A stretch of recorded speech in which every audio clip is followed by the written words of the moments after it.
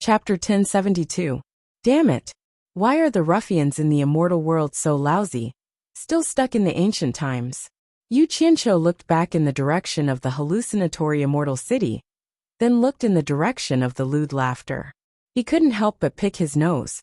Should he go back to do his own things, or fight for justice and eradicate evil? What if he encountered a tough guy, and was beaten up by the ruffians? His nose flapped again as he sniffed the fragrance, faintly evoking memories. He remembered the origin of this fragrance. He clenched his teeth and sighed, but he still dodged. Once he landed on the hill, he immediately saw 3 men surrounding a green-clothed little girl. He didn't guess wrong. It was the little girl called Lu Qing, who followed an old man to sell things in the hallucinatory immortal city. Yu Qianqiu sized up the 3 men, and found that he couldn't see through their cultivation. Their cultivation was clearly higher than his, and their clothes were also somewhat familiar. They seemed to be disciples of some large sect. He couldn't help but frown. As expected, those who dared to do this kind of thing in the open had a background. The moment he landed, the 3 men below also noticed the movement and looked up. When they saw that it was Yu Qianqiu, their expressions changed slightly. How could it be him? A person's reputation was like a tree's shadow. Who didn't know the world commerce's sect master, Yu Qianqiu? Moreover, these 3 people had seen Yu Qianqiu with their own eyes. Although Yu Qianqiu didn't know them, they knew that no matter how strong their background was, this person couldn't be provoked. At least for now, this person was carrying the immortal emperor's decree, and could do whatever he wanted. The green-clothed little girl looked up, and her eyes immediately lit up, as if she had met her savior. She shouted, "Yu Qianqiu, save me." This girl's memory was really good. I forgot what your name was, but you still remembered my name. Yu Qianqiu's mouth twitched. He was too embarrassed to ignore it now. He raised his brows and stared at the 3 people below with a sneer. The 3 of you are really in a good mood. This Yu is interested to see what the 3 of you want to do. Continue. This Yu probably won't disturb you. What do you mean I probably won't disturb you? The trio's expressions changed again. One of them politely cupped his hands and said, "So it's sect leader Yu. We greet you." The other 2 hurriedly followed suit and bowed. The man then pointed to the green-clothed girl and said, "We saw her acting suspiciously, and we're just about to question her. Since sect master Yu is here, I believe she won't be able to cause any trouble. Let's hand her over to sect master Yu to handle." The other 2 nodded in agreement. They knew how to conduct themselves. They had the taste of letting you taste the soup of this little beauty first. Did he really think that all the men in the world were black? Don't you know what it means to be lecherous? Yu Qianqiu's face darkened immediately. He said in a low voice, "Bullsh*t. If you don't scram, I'll chop off your dog heads." The trio smiled flatteringly, and immediately ran away with their tails between their legs. Yu Qianqiu looked at the 3 of them running away. He didn't fly into a rage and chase after them. Let's not talk about whether he could catch up to them or not. The key was that he didn't have the mood to fly into a rage. He reckoned that once he returned, the people from Heartless Palace would ask him why Greycloud Xian died. There was also the matter of the Immortal Palace that he had to deal with. How could he be in the mood to cause more trouble? Hearing movement, he turned around cautiously.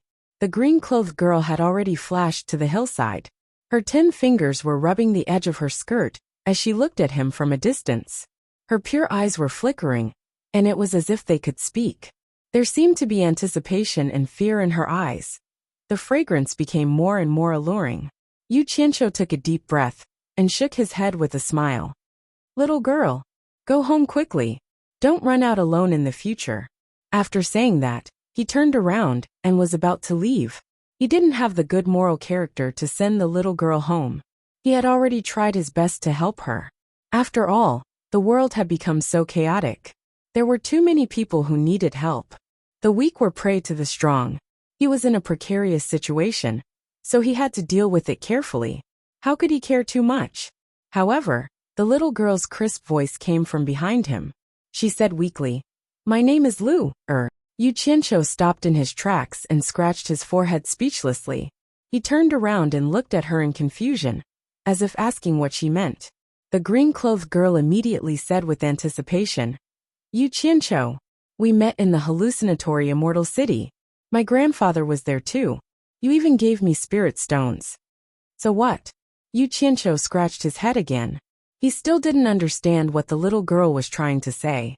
Then realization dawned on his face. He took out a big handful of divine-grade spirit stones from his storage pouch and walked in front of her. He pulled out her hands that were rubbing the hem of her skirt, then pried open her slender fingers and placed the big handful of divine-grade spirit stones in her fair palms. The little girl's pretty and slightly immature face revealed a blank expression as she looked at him, then at the spirit stones in her hands. She also didn't understand what he was trying to say. After doing all this, Yu Qianqiu turned into a streak of light and shot into the sky, flying in the direction of the hallucinatory immortal city. However, he immediately felt someone following him. When he turned around, he saw the little girl flying behind him. Why did it feel like she was following him? Could it be that they were going the same way? Yu Qianqiu's brows creased into a frown. His figure flashed and deviated from the direction he was flying in. In the end, the little girl also made a turn in the air and followed him. This time, Yu Qianqiu couldn't take it anymore. His figure stopped, turning around and floating in the air. The little girl blinked her eyes as she stopped in front of him, her hands still holding the pile of spirit stones. Miss Lu, or why are you following me? Yu Qianqiu asked in a low voice. Lu, or had a blank expression on her face, as if she didn't know anything. She raised the spirit stones in her hands and said, Your things are with me. Yu Qianqiu immediately heaved a sigh of relief. It seemed like this little girl was following him, because she wanted to return the spirit stones to him. As expected, she was a naive person who didn't understand the ways of the world. It was all his fault for not making things clear. He smiled bitterly and said, Miss Luer, these spirit stones are for you. There's no need to return them to me.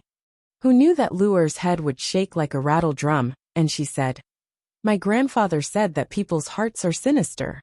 I can't simply take other people's things. Yu Qianqiu was choked by her words. He didn't know whether to laugh or cry as he said, Since you know that people's hearts are sinister, you still dare to run around with me? I'll give you the spirit stones. Quickly go home, and don't follow me anymore. But you're a good person, Luer said very seriously. However, when she heard that the spirit stones were for her, she kept the things in her hands impolitely. These words were really ironic. Why don't I feel like I'm a good person? Yu Qianqiu scratched his nose in embarrassment and sized up the little girl again. He realized that her cultivation was similar to his and couldn't help but grit his teeth. Such a naive little girl with a low cultivation was like a piece of fatty meat wherever she went. He really didn't feel at ease letting her run around alone. He then asked somewhat gloomily, I say, Luer, where's your house? How can your grandfather feel at ease letting you run around alone? Luer lowered her head slightly and said, I also don't know where my house is. I snuck out alone. My grandfather still doesn't know that I ran out. I can't find my way back. After saying that, she looked at Yu Qianqiu with eyes filled with anticipation, as if she was saying, Take me in. Yu Qianqiu's expression collapsed. How could the World Commerce Association casually take in outsiders? He wanted to immediately harden his heart and leave, but he couldn't win against the other party's clean and clear eyes. After hesitating for a while, he still gave in and asked, Then what if your grandfather wants to find you but can't find you? He won't. Luer shook her head repeatedly and said, If grandfather discovers that I'm not here, as long as I'm still in the immortal realm, he can find me anytime he wants. He can sense where I am. There was such an ability. Wouldn't it have the same effect as his own golden beads? Yu Qianqiu's face was filled with suspicion as he said, Since it's like this, then follow me first. When your grandfather finds you, then you can go home with your grandfather. After saying that, he suddenly had a feeling of abducting a good person. Luer nodded her head repeatedly in response, as if wishing for it to be so. This unlucky girl who cheats people. Yu Qianqiu rolled his eyes at her and shouted, Follow me. His figure flashed and flew towards the direction of the illusory immortal city. Luer followed with an excited expression. The sea of clouds in front of them was filled with flowing lights of all colors. The two of them also entered the sea of clouds one after the other. Here, Yu Qianqiu deliberately slowed down his flying speed to let others have a chance to see that he had returned. As expected, his return was like a stone that caused 1,000 ripples, immediately causing a commotion in the illusory immortal city. On the rooftop of the World Commerce Association, De Mingluan and Wei Chuanxiu were excitedly surrounding Yin Peng and talking about something. When they saw Yu Qianqiu land with a young lady, their expressions froze, and they looked at Lu Er with astonishment. Lu Er moved behind Yu Qianqiu in fear.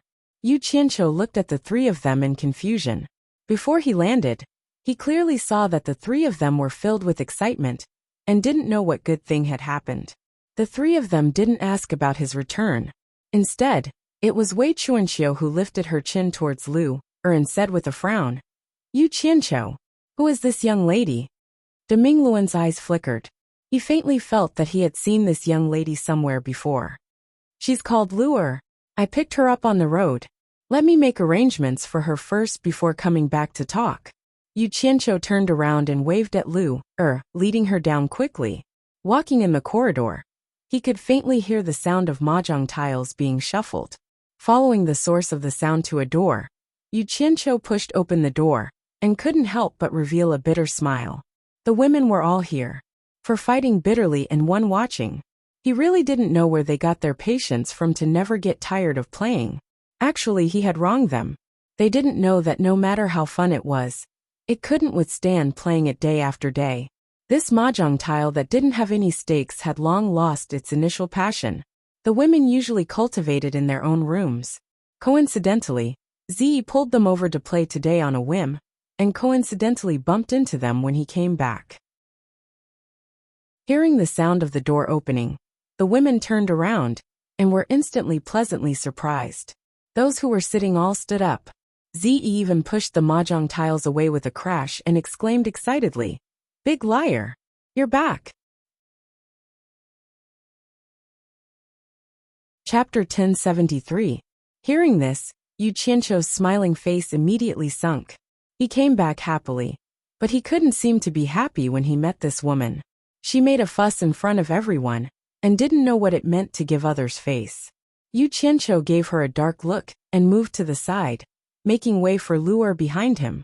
The little girl looked curiously and timidly at the beautiful sisters in the room. The women looked at each other with complicated expressions. "Wah! I didn't say anything wrong, right?" Ziyi jumped out and turned to face her sisters. She pointed at Yu Qianqiu at the door and shouted, "I said he was going to bring another one back for you." Turning around, she faced Yu Qianqiu with a face full of anger and said, "I didn't think you wouldn't even let off such a young girl. Are you done?" Yu Qianqiu looked at her coldly and snorted, "None of your business. You're shameless." Ziyi scolded with a flushed face. Yu Qianqiu couldn't be bothered with her and nodded at Yingyu. Yingyu walked over and squeezed out a smile, saying, "You're back." Yu Qianqiu pointed at Lu Er and said, "She's called Lu Er. On the way back, I happened to see her being bullied by a few men, so I saved her. I saw that she didn't know the ways of the world and was afraid that she would encounter some danger, so I brought her back first. When the time comes, her grandfather will come to find her. You look after her first. Don't let her run around the World Commerce Association." Once these words were said, the women immediately understood. So it was like this. It wasn't what everyone thought at all. The furious Ziyi immediately became incomparably embarrassed. Her mouth pouted a few times and she lost her temper. Yu Qianqiu's gaze swept across the few women and coincidentally met with the 100 Charms Beauty's gaze. The 100 Charms Beauty calmly nodded and smiled, while Yu Qianqiu's gaze was somewhat flustered as he avoided it. He waved his hand at the few people and said, "I still have some things to do. You guys help look after her." He pointed at Lu Er and left like he was escaping. Looking at the silhouette disappearing outside the door, the Allure Beauty's expression became slightly desolate. A trace of desolation flashed in her eyes, but she was immediately awakened by Ziyi's cheers. Ziyi was holding the little girl's hand as she clicked her tongue and asked in surprise, "Are you called Lu Er? Liar! Did Yu Qianqiu help you deal with those men who bullied you?" The few women didn't know whether to laugh or cry as they looked at Ziyi. It wouldn't be wrong to say that they were envious of her. They envied her for being heartless. No matter how big the matter was, it was in the past. Next time, she might still go against Yu Qianqiu. Yang Yu had been secretly paying attention to the changes in the Allure Beauty's expression. In order to divert her thoughts, she secretly transmitted a message to her. This girl. The reason why she went against Yu Qianqiu at every turn was to use this method to attract Yu Qianqiu and make Yu Qianqiu pay more attention to her. However, she didn't know that Yu Qianqiu had always been amenable to coaxing but not coercion. If this continued, it would only make Yu Qianqiu hate her more and more. You must know that although Yu Qianqiu doesn't look like a good person and doesn't do anything good, he has a chivalrous and tender side in his bones. He doesn't like unruly and willful women. Ziyi's actions have produced the opposite effect. It looks like we have to find a chance to give her some advice. The Allure Beauty nodded slightly in agreement. She couldn't help but smile bitterly at Ziyi. Just when Yu Qianqiu returned to the rooftop, he suddenly noticed a stranger on the rooftop. It was an old man with a rigid face. From his blue robe, he could tell that he was from the Heartless Palace. Yu Qianqiu sneered in his heart. What should come has come. Seeing Yu Qianqiu walking over, Wei Chuanqiu and the other two revealed a strange expression. The blue-robed man cupped his hands at him expressionlessly and said, I am Fang Yi, a consecrator of the Heartless Palace. You must be the World Chamber of Commerce's sect master, Yu Qianqiu? So it's Consecrator Fang. I've heard a lot about you. Yu Qianqiu hurriedly returned the greeting with a smile. May I know why Consecrator Fang has come? Sect Master Yu is in charge of a sect and has many busy matters to deal with. I won't beat around the bush and get straight to the point. Fang Yi stared at Yu Qianqiu with a sharp gaze and asked, Sect Master Yu, our sect's great consecrator, Song Yunexan, was ordered to protect you. He has always been by your side. Now that you've returned safely, may I know where Consecrator Song is? Yu Qianqiu was stunned and asked with a face full of doubt.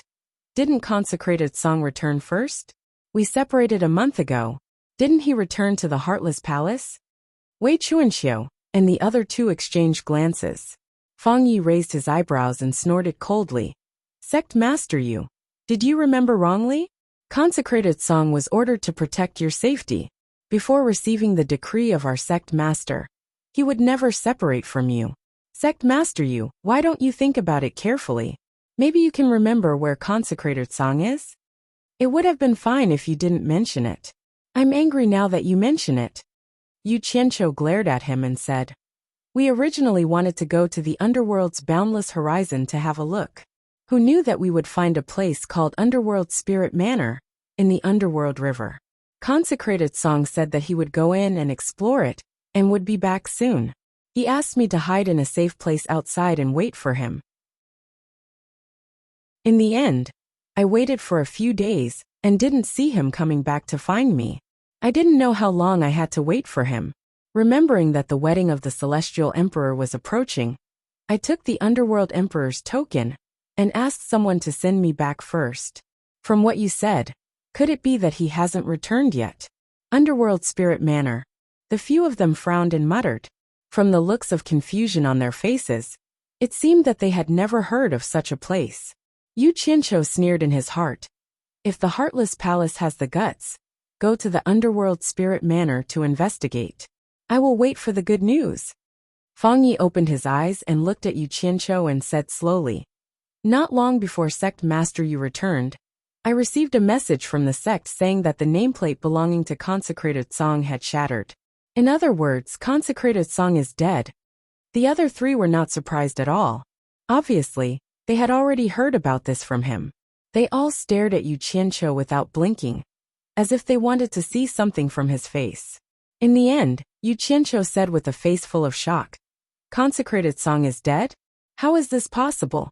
How many people in the world can block his 3 swords as one sword drawing style? When did this happen? It's easy to dodge a spear in the open, but hard to guard against a stab in the dark. I received news that Consecrated Song met with an accident early this morning. Fang Ye's indifferent expression suddenly paused.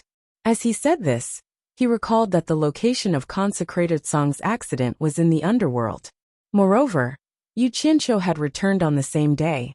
How many people in the world could rush to the illusionary immortal city from the exit of the underworld in less than a day? After pondering for a while, Fang Yi cupped his fists and said, "Since sect master Yu doesn't know, I won't disturb you anymore." As he said this, he specially cupped his fists towards Yin Peng. Congratulations, Mountain Lord Bai Yin, for breaking through to the intermediate stage of Immortal Emperor. Everyone farewell. Then he turned into a flowing light and left. After everyone saw him off, Yu Qianqiu looked at Yin Peng and said in shock, "Senior Yun's cultivation has broken through to the intermediate stage of Immortal Emperor?" Yin Peng revealed a rare smile. "This is all thanks to the phoenix true blood you gave me. There's no need to be courteous with him. This is what he should do. You helped him guard his home, so it's natural for you to give him something." Wei Chuanxiu waved his hand and looked at Yu Qianqiu with a face full of annoyance. "Back then, I felt that it wasn't right for you to get consecrated Song Yin to protect you. Tell me the truth, is consecrated Song Yun's death really not related to you? You can't wash yourself clean even if you jump into the river Styx, believe it or not," Yu Qianqiu said perfunctorily. "All right, now is not the time to argue about this." De Mingluan raised his hand to stop the two from bickering. He stared at Yu Qianqiu and frowned. "It's good that you're back safely. Do you know that with the Immortal Emperor's wedding approaching, Immortal Empress Ji, who has asked you about your composing progress multiple times? Everyone in the Immortal Palace is very concerned and has sent me multiple messages. As the leader of the Merchant Association, I have personally gone to the World Merchant Association many times for this matter. Since you're back, quickly prepare to go to the Immortal Palace with me." "Damn it! What is this woman Ji Wu trying to do? Is she trying to trick me?" Yu Qianqiu cursed in his heart. He was still a little worried that Ji Wu would reveal his background, although he knew that if she wanted to reveal it, she would have done so long ago.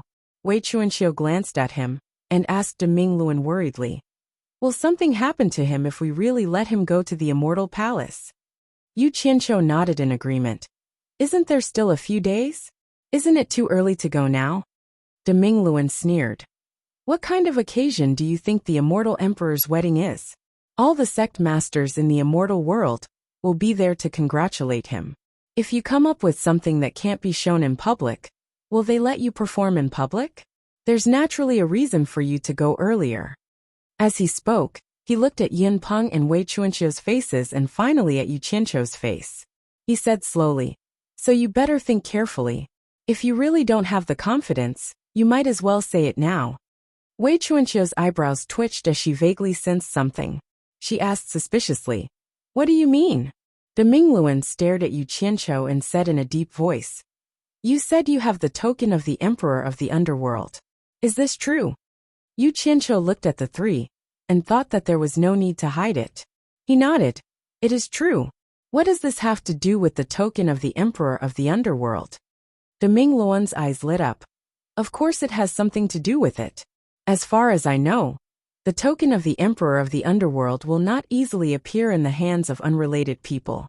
It must be given to someone who is deeply trusted by the Emperor of the Underworld. If you really don't have the confidence for this wedding, we still have a chance to save our lives. That is, we will all hide in the underworld while we still have some time. With the protection of the Emperor of the Underworld, Jintai will not be able to do anything to us in the underworld. The Emperor of the Underworld will not let Jintai do anything to us, even if it is for his own sake." "Us?" Yu Qianqiu was surprised. "You also want to escape with us?" "Of course." De Mingluan was angry, pointing and scolding. "What does your song have to do with me? You just have to make one request after another to the Celestial Palace." "Do you think the Celestial Palace is a place where you can bargain? Isn't it because of the two of them that I fought for you? If you run away, Kintai's face will be lost. How can I have a good ending as a guarantor? What else can I do but run away with you? It is my bad luck to know you. I have to live in fear every day." Chapter 1074. Wei Chuanqiu and Yin Peng looked at each other. They had known the big bright wheel for so many years, and it was rare to see him lose his composure like this. It was obvious that he was really unhappy, or that he had no confidence in Yu Qianqiu's trip to the Immortal Palace. The two looked at the culprit at the same time. Yu Qianqiu was also quite embarrassed. The big bright wheel treated him sincerely and helped him everywhere. If he destroyed the big bright wheel's rice bowl and forced him to flee for his life, it would be really unfair to him. He smiled awkwardly. To tell you the truth, I went to the endless horizon of the underworld this time, and the Emperor of the Underworld happened to be there. The Red Armor Army invited me to meet the Emperor of the Underworld. To be honest, the Emperor of the Underworld is quite friendly to me. The others rolled their eyes when they heard this. He made it sound like he was a big shot. Wei Chuanqiu sneered and lamented. You have to believe it. It is all true. But the key is that the token of the Emperor of the Underworld in my hand was accidentally obtained from someone else, not because I am a trusted person of the Emperor of the Underworld. They looked at each other, and Wei Chuanqiu asked in surprise, in that case, you still dared to take it out to deceive people in Twilight City? Damn it! The army of the Underworld wanted to kill me. I took out the token of the Emperor of the Underworld for the sake of emergency. Yu Qianqiu shook his head and smiled bitterly. In fact, I didn't know it was the token of the Emperor of the Underworld before I took it out. I only knew that it should be of some help. Nobody would dare to take it out to cause trouble if they knew it was the token of the Emperor of the Underworld. In fact, it was because of this that the Emperor of the Underworld asked the Red Armor Army to interrogate me at the Endless Horizon. They were stunned, not expecting such a thing to happen. That's strange. Where did you get the token of the Emperor of the Underworld? Wei Chuanqiu looked up and down at the intact Yu Qianqiu and said, Since you met the Emperor of the Underworld, did he just let you go? It is because he let me go that I feel strange. Yu Qianqiu shrugged at the great bright wheel and said, There are still many things that I don't understand about this. Do you think I would dare to bring everyone to the Netherworld? What if we fall into a wolf's den, right after escaping from the tiger's mouth? Even though he said this to everyone, in reality, he didn't want to easily escape until the last moment. If he didn't run, he would still have a chance if he worked hard. But if he ran, then all his years of hard work in the immortal world would be wasted, and he would have to start from scratch again. The most important thing was that he still had a way out at the critical moment. Even if he wanted to escape, there was no need for him to take the risk of escaping to the Netherworld. Then what do you want to do? De Mingluan asked. Yu Qianqiu looked into the distance and said with determination, Isn't it just going to the Celestial Palace? There was nothing to be afraid of. If it really doesn't work, we can just run together. I've already prepared an escape route for everyone. No one can do anything to us. After his experience in the All Heavens boundary, in terms of mentality, the Celestial Palace could no longer give him too much pressure. When they heard this, they looked at each other. They didn't know whether it was true or not. De Mingluan narrowed his eyes and looked at him for a while, then said in a deep voice, In that case, I have nothing to say. I'll go back and give some instructions. I'll look for you later. With that, he flew away. De Mingluan went to make preparations. Yu Qianqiu, who had just returned and had to rush to the Celestial Palace, naturally had to make some preparations. After having a secret discussion with Wei Chuanqiu and Yin Peng on the rooftop, he quickly went downstairs and hid in a room. He took out the token of authority of the Chamber of Commerce Alliance and the token of passage to the underworld that the great Ming Luan had given him. He held one in each hand and waited for a while. Because the token of authority of the Chamber of Commerce Alliance was too obvious, he put it away. As for the Netherworld Passage token, he didn't stand on ceremony. It might be difficult for others to imitate, but it wasn't difficult for him at all. He used Jinju to make dozens of tokens in one go as templates, so that he could imitate it when needed. After doing this, he quickly gathered the lords of the various countries to meet in the conference room on the 21st floor. In the end, he found that everyone couldn't resist the temptation in the end. They used elixirs and the Immortal Ascension Passage to forcibly raise their cultivation to the early stage of small immortal. In this regard, Yu Qianqiu expressed his understanding, because a small number of them had already reached the end of their lifespans. Since they couldn't be sure that they would succeed naturally, they could only take a shortcut. When the others saw the cultivation of the people around them skyrocketing, they couldn't remain indifferent. They gritted their teeth and followed suit. After everyone communicated, Yu Qianqiu carefully observed everyone's mental state. He was afraid that everyone would lose control of their emotions if they were cooped up here for too long. Some people would want to leave or go back. However, he didn't find anything out of the ordinary. After thinking about it carefully, he felt relieved. Think about it, a mere few years was really nothing to cultivators. Moreover, the illusory immortal city had cultivation resources that everyone couldn't compare to in the mortal world. As long as it was something that everyone needed for cultivation, the World Chamber of Commerce had never been stingy with everyone. What Yu Qianqiu didn't know, and most importantly, was that the longer everyone stayed in the illusory immortal city, the more they understood how dangerous the outside world was, and the more they understood how tiny they were. Even though they were overlords of an area in the mortal world, in the immortal dimension that was filled with sects like trees in a forest, any ordinary expert from any sect would be able to easily deal with them. With their cultivations, it was impossible for them to stand out in the immortal dimension. Therefore, whether it was in terms of cultivation resources or safety, having the World Chamber of Commerce protect them in the illusory immortal city was really the best. Whether it was the barrenness of the mortal world or the dangers of the outside world, they temporarily didn't consider it. Currently, they had Yu Qianqiu who could provide them with resources.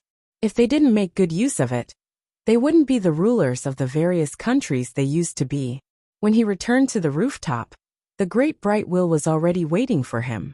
Yu Qianqiu smiled as he took out the token of the Chamber of Commerce Alliance and the token of passage to the underworld. When the great bright wheel received it, it was silent for a moment before it said, "It seems that these things didn't help you much in the underworld, because the token of the underworld emperor is more useful than them." Yu Qianqiu smiled. Yun Peng and Wei Chuanxiu, who were at the side, seemed to be sending him off. Wei Chuanxiu looked around and didn't see any movement from the women. She asked thoughtfully, "You're not sure if you'll be lucky or not. Aren't you going to say goodbye to them before you leave?" "I've been wandering outside all year round and haven't had time to accompany them. I've already let them down. I'd rather have them complain about me and think that I'm a womanizer than have them worry about me. I can only hope that I can create a future for them with no regrets." Yu Qianqiu shook his head with a wry smile before summoning a flying shuttle and taking the lead to fly into it. The great bright wheel followed closely behind. A stream of light flew far away from the rooftop of the World Chamber of Commerce. It blended into the streams of light that rose and fell in the illusory immortal city and disappeared. The disciples of the various sects who had been secretly watching the World Chamber of Commerce also quietly disappeared. On a day when the sky was filled with rosy clouds, Yu Qianqiu flew towards the main peak of the blissful immortal realm for the first time. There was a majestic palace shining brightly amidst the misty clouds. The two landed in a world made of gold. Relying on a token that shone with golden light, the great bright wheel brought him into the righteous heaven gate, which was guarded by two golden-robed guards. Yu Qianqiu followed behind the great bright wheel and stared dumbfoundedly at the incomparably wide and majestic golden plaza in front of him. The ground was paved with large golden tiles. There were golden pillars, golden towers, golden arched bridges, golden railings, and other things at regular intervals. In addition to the majestic palace that shone with golden light in the distance, this was clearly a golden kingdom, a golden world.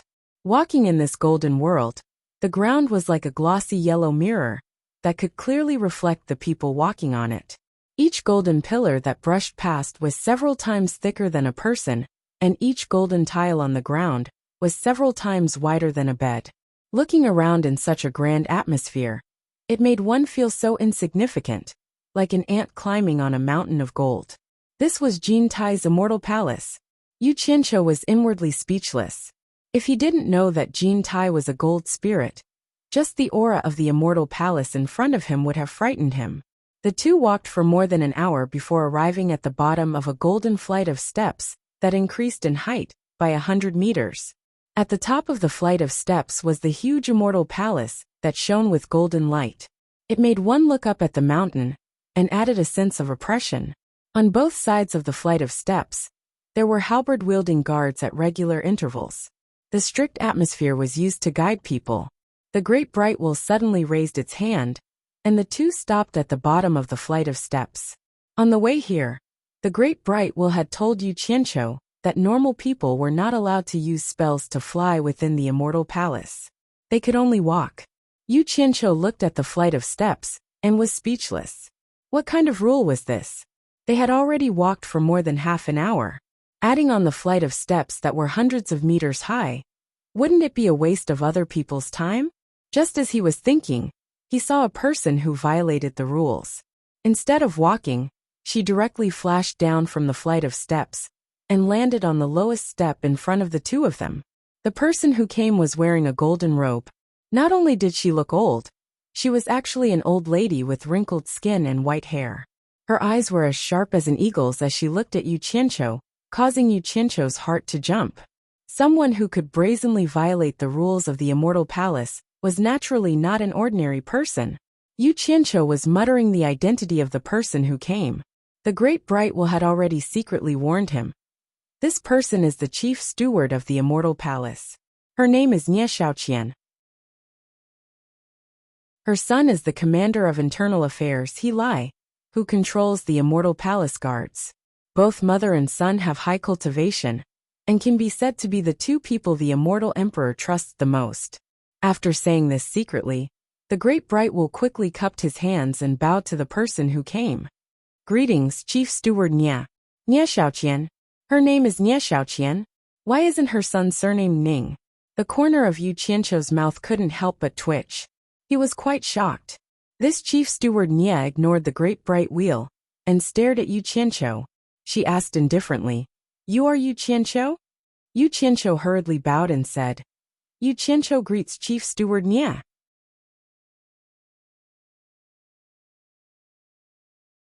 Chapter 1075.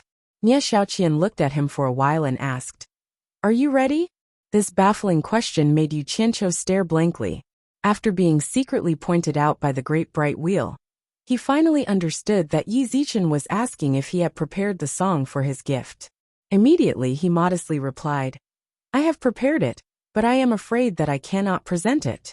Nie Xiaoqian didn't ask any more questions. She crushed a jade talisman, and after a while, a beam of light flew over from afar. A middle-aged woman wearing a green veil landed on the ground and walked up to the two. She cupped her hands and said, "Greetings, manager." Yu Qianqiu glanced at her and couldn't help but be curious. After entering the paradise of bliss, everyone he saw was wearing a golden robe. He didn't expect to see a woman dressed in a different style in the immortal palace. He secretly transmitted his voice to the great bright wheel.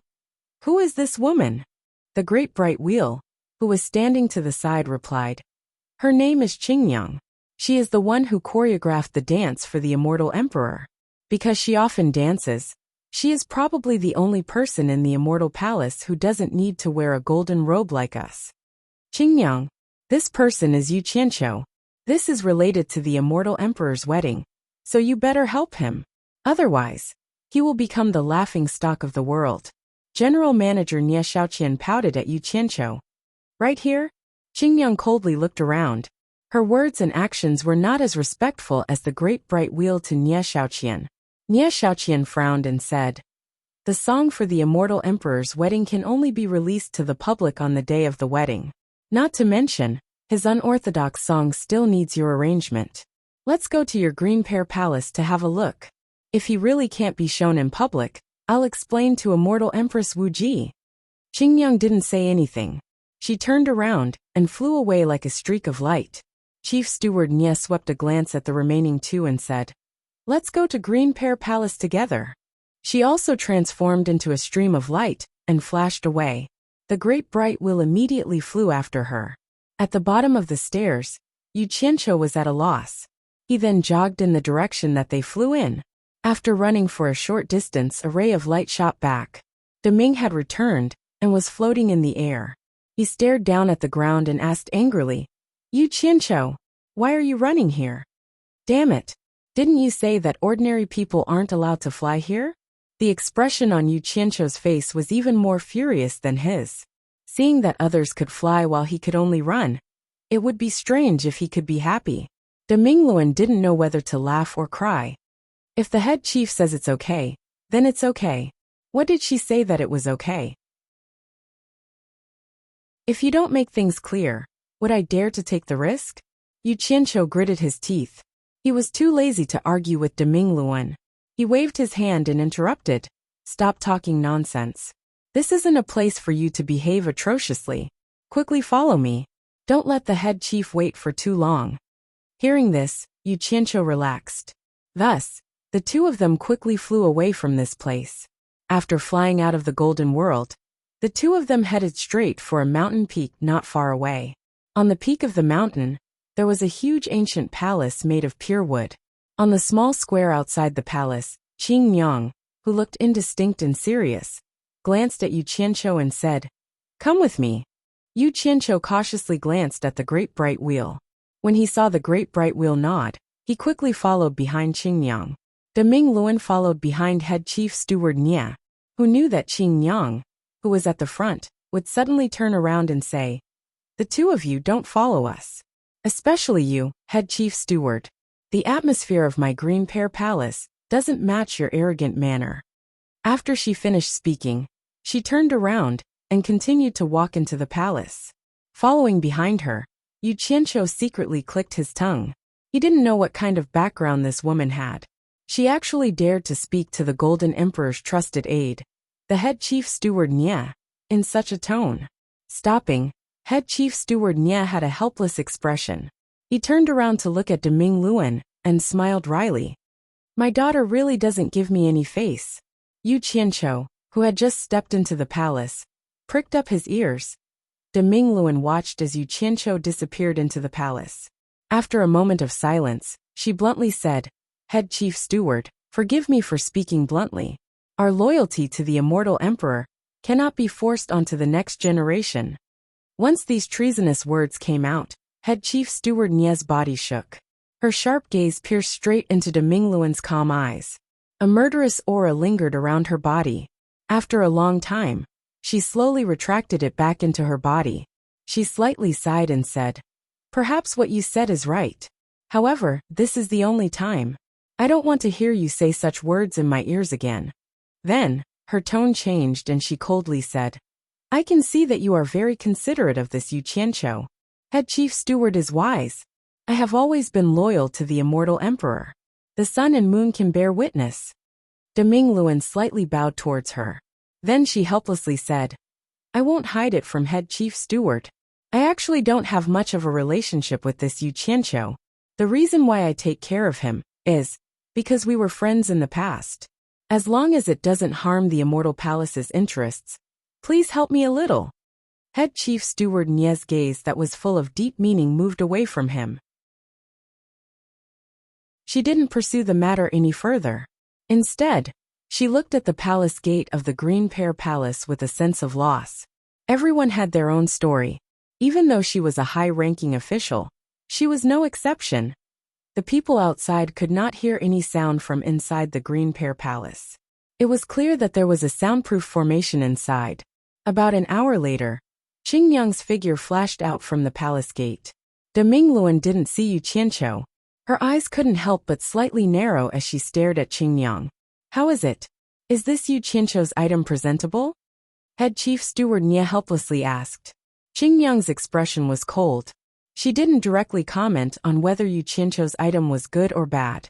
She only replied without a smile, "Help him make some arrangements. When the time comes, it should be able to satisfy the immortal emperor and immortal empress." Hearing these words, de Mingluan's anxious heart finally relaxed. He knew that since this woman said these words, Yu Qianqiu should be able to pass this hurdle. Head chief steward Nie also slightly nodded his head. "Then I'll leave this Yu Qianqiu to you. You must bring out something satisfactory on the day of the wedding." "I have a request," Qing Yang coldly said. "I need enough people to accompany the dancers. I also need to create enough instrumental music." The wrinkled chief steward Nye didn't hesitate to say, "This is not a problem. I will contact the people in charge of manpower and skilled craftsmen. They will do their best to cooperate with you." After receiving the reply, Qingyang didn't say any polite words of thanks. Instead, she turned around with a cold expression and was about to leave. At this time, a golden-robed guard quickly rushed over and bowed to Chief Steward Nye. Reporting to Chief Steward, "The immortal empress heard that Yu Qianqiu is here and wants to see Yu Qianqiu." Everyone present was startled when they heard this, especially Qingyang. She stopped in her tracks and turned back around, frowning as she looked at Chief Steward Nye. The latter seemed to know that she didn't like people to disturb her work.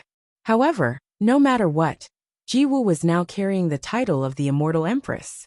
As long as it wasn't an unreasonable request, it wouldn't be easy to refuse. With a straight face he said, "Since the Immortal Empress wants to see him, Qingyang, quickly tell Yu Qianqiu to come out and see the Immortal Empress at the Crystal Palace." Qingyang coldly replied, "Yes." Her figure flickered as she returned to the palace. Not long after, Yu Qianqiu ran out with a puzzled look on his face. He looked at the great bright wheel with a questioning gaze. It seemed that Qingyang hadn't told him anything. Seeing the confusion on his face, Chief Steward Nye pointed at the guard who came to report and said indifferently, "Yu Qianqiu, Immortal Empress Ji Wu wants to see you. Go with her to see her." After that, quickly return to the Green Pear Palace and continue to listen to her orders. "Do you understand?" Yu Qianqiu was startled. Why did that woman Ji Wu want to see him now? Confused, he cupped his fists and replied yes. Then he flew away with the guard. The great bright wheel's eyes also flickered. He didn't know whether it was a good or bad thing for Ji Wu to summon Yu Qianqiu. He frowned and cupped his fists. "Chief Steward, if there is nothing else, I will return to the Chamber of Commerce Alliance." Chief Steward Nye nodded and left first. The great bright wheel looked in the direction of the Crystal Palace in the distance, then frowned and turned into a stream of light and flew away. Outside a gate with a tall jade wall, Yu Qianqiu immediately saw the colorful jade palace inside. The guard stopped outside the gate and stretched his hand inside. "Don't let the Immortal Empress wait for too long. Quickly go and see her." "Thank you." Yu Qianqiu cupped his fists and walked in without any clues on his face. In fact, his mind was spinning quickly. He didn't know if Lu Yanqing and Immortal Crocodile Monarch were here. As soon as he stepped into the palace, he was immediately attracted by a thatched hut not far away. He didn't understand why there was such a strange thatched hut in this place that looked like a crystal palace. The courtyard was empty and desolate, and not a single person could be seen. Just as Yu Qianqiu was wondering why the dignified Immortal Queen's residence did not have a servant, he saw a familiar person walking out of the palace door in front of him. It was none other than Lu Yanqing. Lu Yanqing looked at him with a complicated expression and was stunned for a moment. Then she bowed and led the way into the hall. "The Immortal Empress is waiting for you inside." Although there was a smile on Yu Qianqiu's face, there was an unconcealable coldness in his eyes. It was hard for him to have a good impression of this woman, who made decisions on her own, and made him uncomfortable. When he walked along the jade steps to the door of the hall, he smiled with a slightly sarcastic smile and cupped his fists. "Thank you." When Lu Yanqing saw the unforgettable coldness in his eyes, her face couldn't help but turn pale. Her delicate body swayed for a moment, and she turned back and stepped into the hall with her head slightly lowered. After Yu Qianqiu followed her in, he found that the hall was empty. He didn't understand what it meant. He saw Lu Yanqing, who was leading the way, turn into the back hall. He paused for a moment, but finally followed her. Who knew that as soon as he stepped into the rear hall, a large hand would grab the collar behind his neck like a sneak attack.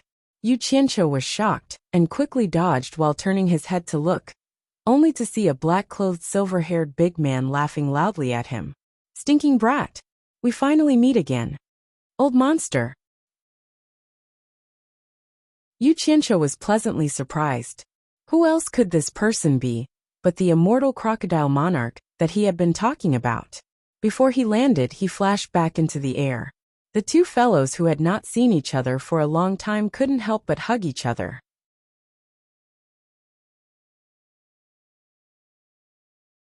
Chapter 1076. After pushing each other away, the two of them threw punches at each other, or patted each other's backs. They couldn't help but sigh when they reunited after such a long time. During this time, Yu Qianqiu faintly noticed that the strength of the other party's hands seemed to be a little weaker than before. He remembered that when the other party casually patted him twice, he had to grit his teeth in pain. Now it was just like that. He didn't think too much about it. It was probably because his cultivation had improved. He smiled and looked up and down.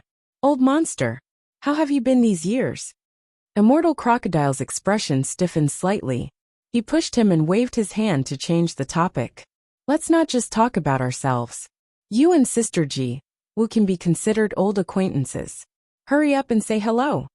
Yu Qianqiu looked over and saw Lu Yanqing accompanying a woman with a noble temperament that was even more beautiful than Yu Qianqiu. Her long white dress slid down the jade stairs behind her like flowing water. Her black eyebrows, eyes, nose, and red lips were all shockingly beautiful. This was not the first time he had met this person. If it wasn't immortal monarch Ji Wu, who else could it be? Beautiful. No wonder Jin Dun wanted to marry her. In order to show respect or politeness, Yu Qianqiu stopped his eyes from sliding to the other party's full chest. He smiled bitterly and bowed. Yu Qianqiu greets the immortal empress. Ji Wu's beautiful eyes carefully looked at Yu Qianqiu. Although it wasn't the first time she had met Yu Qianqiu had a head full of braids, and his skin was bronze. He was dressed like a barbarian. It was the first time she had seen Yu Qianqiu's original appearance. In the end, she found that it didn't match the elegant and handsome scholar in her mind. She was somewhat disappointed. After a pause, she said faintly, "Yu Qianqiu, we meet again." Yu Qianqiu is honored to be able to see you again. Yu Qianqiu's words and actions remained respectful and courteous, but he was actually cursing in his heart. If it wasn't for this woman calling him out, he wouldn't have been tossed here to do such a disgusting thing. Ji Wu didn't seem to like the title Immortal Empress. She frowned a few times. Immortal Crocodile was also a little unhappy. He frowned and waved his hand. "All right. Stop pretending to be refined. I know better than anyone what kind of person you are. Little Sister Ji Wu spent a lot of effort to bring you here, not to listen to your flattery. Do you know why she brought you here? In any case, it was definitely not something good." Yu Qianqiu's expression did not change. "I don't know." Immortal Crocodile chuckled coldly and circled around him until Yu Qianqiu's hair stood on end. He clicked his tongue and said, "Kid, you're not simple at all. You actually found a way to come to the immortal realm from the human world and set up a sect in the immortal realm. Are you trying to bully others because they don't know your background?"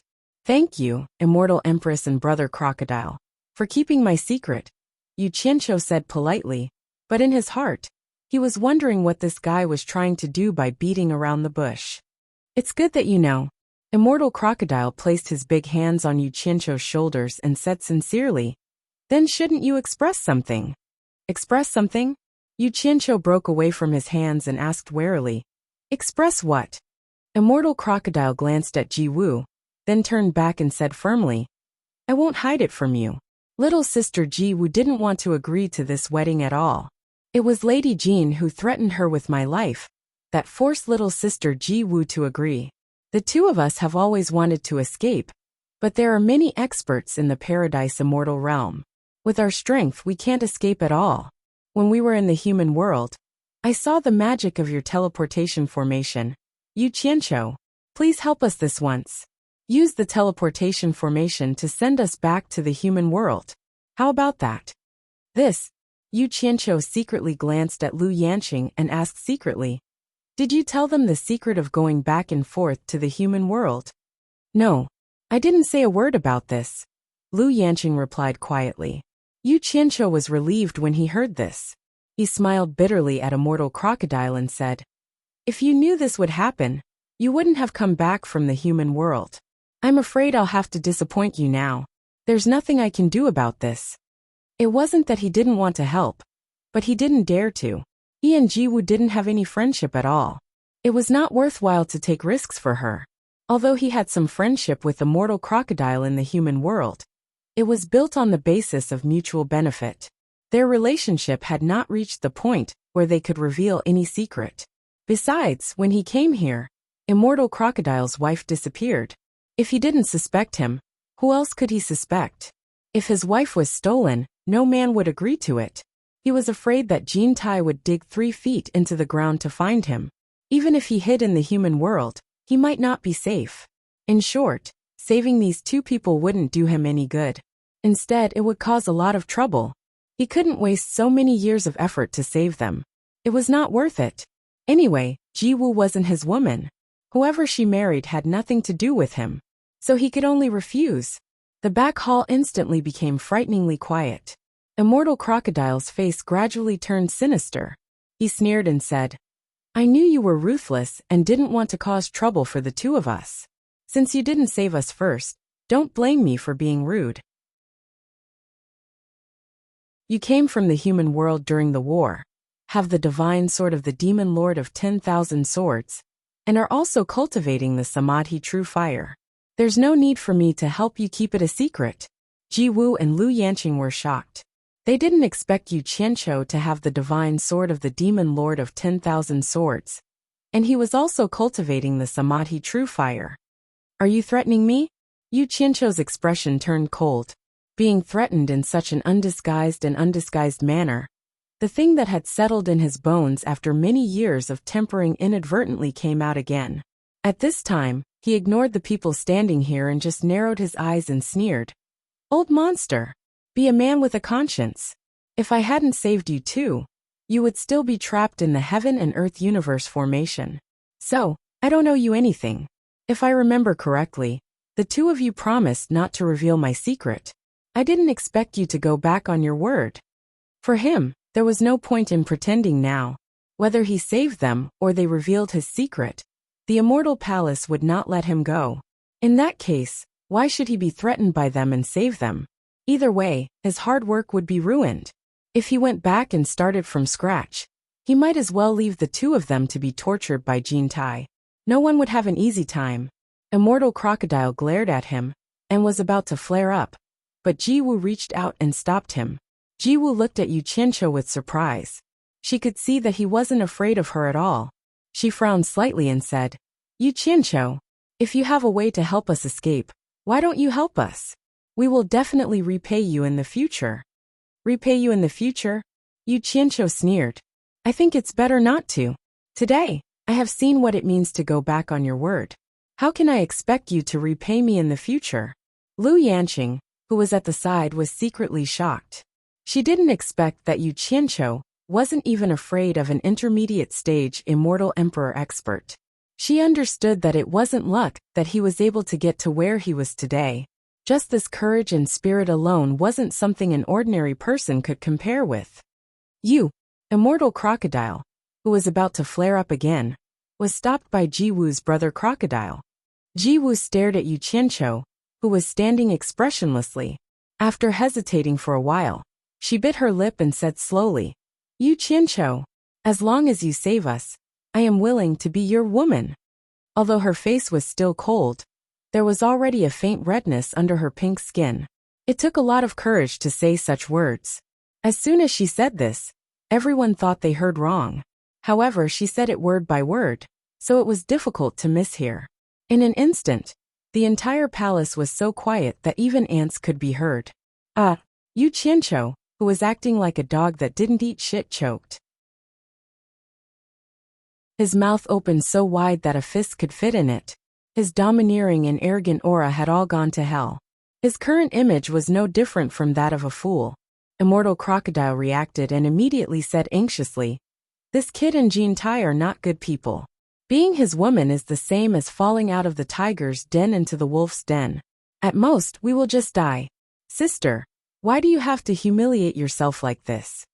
Ji Woo ignored him at this time. She was going all out, but Yu Qianqiu did not answer. As a top beauty who had always been high and mighty, it hurt her self-esteem a little.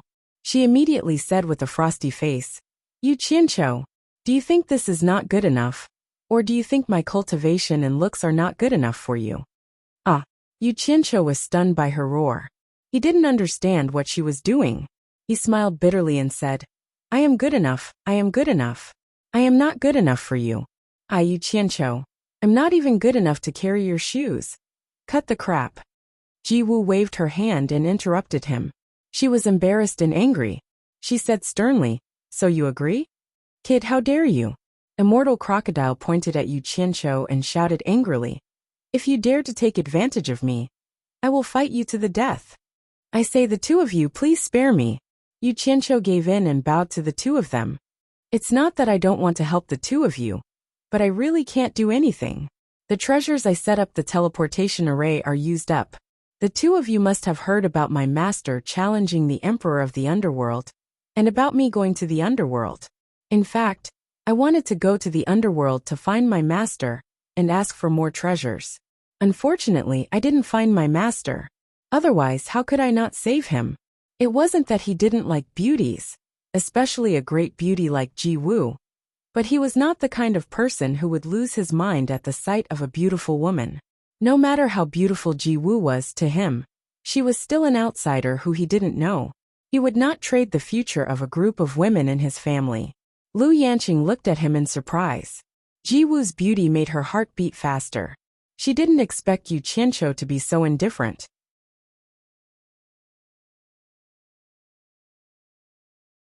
Chapter 1077. The treasure used to set up the teleportation formation? Immortal Lord Crocodile was startled.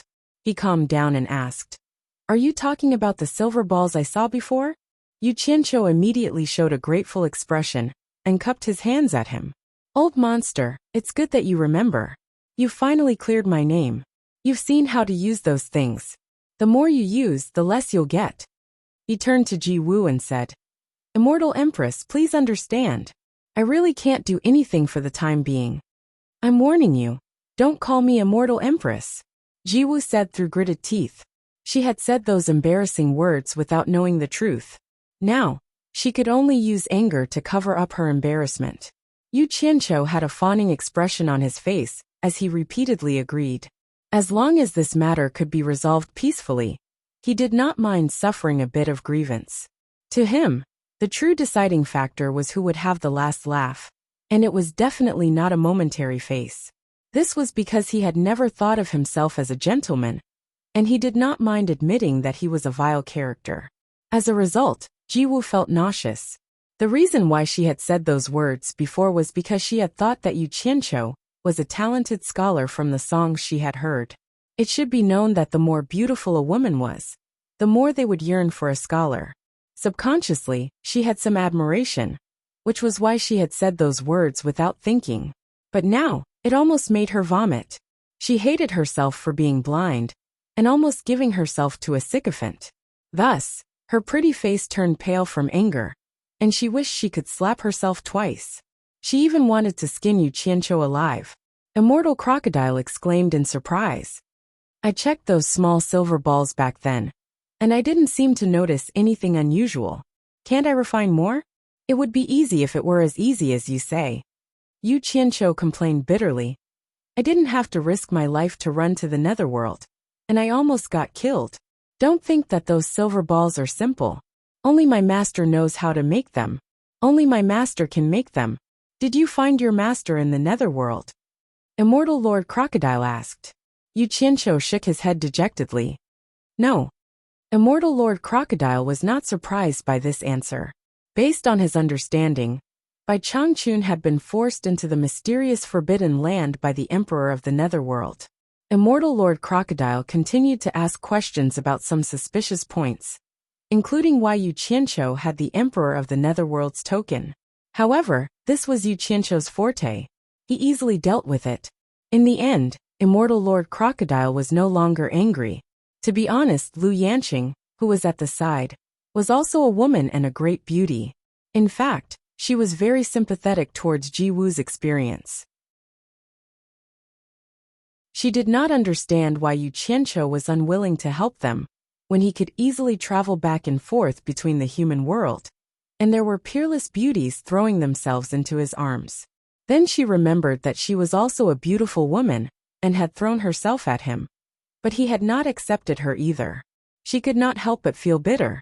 After experiencing so many things, she could reflect on some things. Maybe Yu Qianqiu had his reasons for doing this. It had been proven that Yu Qianqiu's decisions were often unreasonable at first, but they were often right in the end, unlike her, who always brought trouble to others. Get him out. Ji Wu, whose face was as cold as ice, suddenly said. Although she didn't mention any names, everyone knew that she was asking someone to get out of here. Immortal Lord Crocodile looked at Yu Qianqiu and sighed. We had high hopes for you, but, if we had known, we would not have dragged you into this. Go. Where should I go? Yu Qianqiu spread his hands in an aggrieved manner and said, If you leak my secret, the Immortal Palace will definitely not let me off. Since I'm going to die either way, I won't bother running around. I'll just leave it to fate. How could he leave so casually in fear? His words were a roundabout way of sounding out what was going on. Immortal Lord Crocodile glared at him. We are not as bad as you think. Go. We will not drag you down with us. This time, Yu Qianqiu was relieved. He immediately patted his chest and promised. Old monster, don't worry. As long as I am alive, I will find a way to save you and the Immortal Empress. Just you wait. Immortal Lord Crocodile's teeth hurt. She had already become the Immortal Empress. What was done was done. Why would she need you to save her? You were just looking for excitement. He stole a glance at his sister Ji Wu. Sure enough, Ji Wu gritted her teeth, pointed her finger at Yu Qianqiu and yelled, Get out of here! Yu Qianqiu did not mind her bossy attitude at all. He nodded and bowed as he walked out. Then I will not disturb you anymore. If you need anything, you can send someone to Green Pear Palace to find me at any time. Ji Wu was so angry that she turned her head to the side. She regretted what she had said before. She would rather not see this despicable person. Even if she was beaten to death, she would never let him see her ugly face again. Lu Yanqing, who was at the side, secretly sighed. Combined with the fact that Yu Qianqiu was not afraid of Ji Wu's words and actions, and then seeing Yu Qianqiu's fawning look, and the back view of him being scolded to leave, she actually felt a burst of sadness for no reason, and almost shed tears. In an instant, it was as if she had taken a miraculous elixir. She vaguely understood some things. In fact, with this man's ability to come and go freely, there was no need for him to humiliate himself like this. At worst, he could just leave. However, as the supreme being of the human world, while enjoying the glory, he also worked hard to fulfill his duty. In order to stop the killing in the human world, he brought everyone to the immortal world to work hard. He shouldered the future and hope of too many people in the human world. Everyone only saw the glorious side of him in front of them, but they did not know the heartache of him being humiliated behind his back. Perhaps what she was thinking was exactly what Yu Qianqiu was subconsciously forcing himself to do. However, Yu Qianqiu was black-hearted and thick-skinned. He had long been invulnerable to such things. As long as he could take advantage of it, everything else was a piece of cake. You humiliate yourself, I'll do my own. Let's see who has the last laugh. After exiting the Crystal Palace, Yu Qianqiu was brought back to the Green Pear Palace. He walked alone to the entrance of the main hall. Just as he stretched his foot over the threshold, he quickly retracted it. He was afraid that someone would be angry at his impoliteness. Fortunately, Qingyang's voice came from inside, Come in. Only then did he tidy his clothes and walk in. However, once he stepped in, time passed day by day, but he never came out again. No one knew what he was doing inside. It was another morning filled with rosy clouds. On the peak of the Passion Mound, the highest peak of the Passionless Palace, there was another rainbow. Wang Qing, who was the closest to the rainbow, sat cross-legged on the edge of the cliff. He received the rosy clouds in the morning and bathed in the starlight at night. He sat there motionlessly for a few days and nights. As the morning sun rose, coinciding with the angle of light refraction, a rare and magnificent tear stain appeared on the silver mask that covered his face. It gave off a sorrowful feeling, as if the flower had splashed its tears and the bird had left its heart. In the eye sockets of the mask, the eyes that had not been opened for a few days and nights slowly opened. Looking around, one suddenly found that today's rosy clouds were unprecedentedly magnificent and majestic. Is this to send me off? Wang Qing let out a sigh and slowly stood up. He turned around smoothly, and walked towards the giant sword that was inserted in the middle of the mountain peak. He stopped when he was about 10 feet away from it. The snow-blue giant sword gradually emitted a magnificent snow-blue light that flowed endlessly on the sword. It seemed to have felt something and let out a soft, inging sound, which was hoarse and heart-stirring, lasting for a long time. A gust of wind blew, the blue robe fluttered, and the long black hair behind the mask intertwined and danced. The giant sword suddenly burst out a breathtaking snow-blue brilliance, like a bright pearl between heaven and earth. It complemented Wang Qing, who was standing 10 feet away. The momentum faintly showed the tendency of man and sword becoming one. You and I are connected. I know that you want to show your brilliance. But do you know why I have not pulled you out? Because you and I want to accumulate the strongest sword intent. Once we use it, we must be invincible. The giant sword seemed to understand Wang Qing's words. The huge sword body trembled faintly, and the soft sound also became high-pitched. The wide blue robe on Wang Qing's body suddenly rolled against the wind. A sharp aura burst out from the edge of the robe and drew an arc on the ground of the mountain peak. The soil and stones on the ground were blown away by the wind. With the giant sword as the center, a circular deep mark with a radius of 10 feet appeared around it. Wang Qing touched the snow-blue ring on his left index finger, and then his left hand formed a claw on the giant sword. The top of the mountain trembled, and a cylindrical rock with a diameter of 6 meters and a depth of more than 10 meters slowly pulled out the 6-dragon snow-blue sword. After the whole mountain rock was completely pulled out of the top of the mountain with the giant sword, the snow-blue ring on Wang Qing's index finger, that was condensed into a claw, shot out a blue light. It directly swallowed the whole mountain rock together with the giant sword and disappeared. Wang Qing brazenly put the large rock and the giant sword into the storage ring. His intention was very obvious. He still did not want to pull out the sword until that moment. He wanted to brew the strongest sword intent when he pulled out the sword. The round pit that had just appeared on the top of the mountain was under his feet. He was not in the mood to look at it. He just wanted to see what could attract his attention at this moment. He slowly turned around and turned around. The wide blue robe wrapped around his tall and thin body was deformed and tossed in the wind.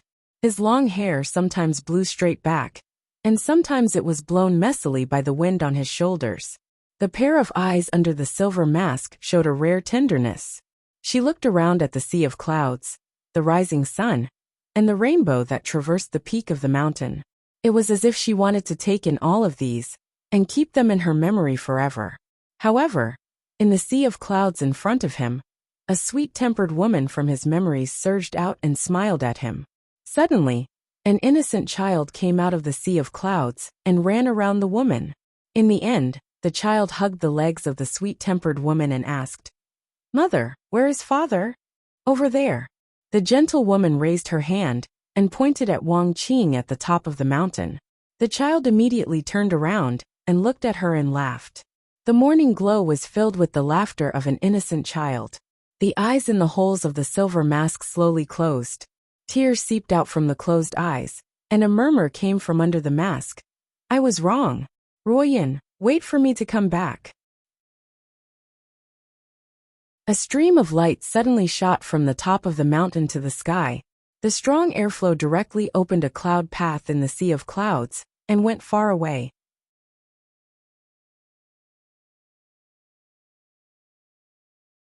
Chapter 1078. Immortal World, Paradise, Immortal Realm, Green Pear Palace. There were tens of thousands of mountains in the Paradise Immortal Realm, and there were also tens of thousands of buildings that were large or exquisite. However, there were not many places like the Green Pear Palace, which was as cold as autumn. Perhaps it was more appropriate to describe it as tranquil and serene. It did not have the kind of hostility that was full of intrigue or killing. At least this Green Pear Palace, which was shrouded in clouds and mist, looked so quiet and peaceful on the surface. However, this was only on the surface. The liveliness inside was incomparable to any other place in the entire fairyland of bliss. In the center of the Green Pear Palace, there was a large palace room. Under the moss-covered eaves, the old wooden door was tightly shut. Standing outside the wooden door, one could not hear any movement inside. But as soon as one entered the room, one would be attracted by the dancing and singing inside. In this huge palace room, the floor was polished to the point that it could reflect one's reflection. Countless singers were holding various musical instruments and singing, and a large number of dancers were showing their graceful figures. They were separated by a soundproof enchantment and did not disturb each other. However, all the soundproof enchantment in the palace room was removed today, because they had to fully cooperate with the main person personally chosen by the immortal emperor and the immortal empress. Under the training of Palace Master Green Pear Palace, they had to cooperate with the main person again and again, but the main person was really stupid. Often, one action would cause everyone to keep repeating, "Damn it! I don't want to play anymore." A sad and indignant voice sounded in the palace room again. Yu Qianqiu collapsed on the ground and lay motionless on the smooth green jade floor, like a puddle of mud. When he first arrived here, his interest was piqued by the number of beauties and handsome men here. Due to his unattractive appearance, he felt a sense of accomplishment, like a crane standing in a flock of chickens. It should be said that a chicken stands in a flock of cranes. Imagine a chicken being surrounded by a flock of cranes. How great a sense of accomplishment would that chicken feel? But after being repeatedly trained by Green Pear Palace Master Qingyang for a few days, he felt like dying. Thus, he sadly realized that the free-range chicken was still the same free-range chicken. It was impossible for it to be prettier than a flock of red-crowned cranes. At most, it would be more eye-catching if one of them ran into the flock.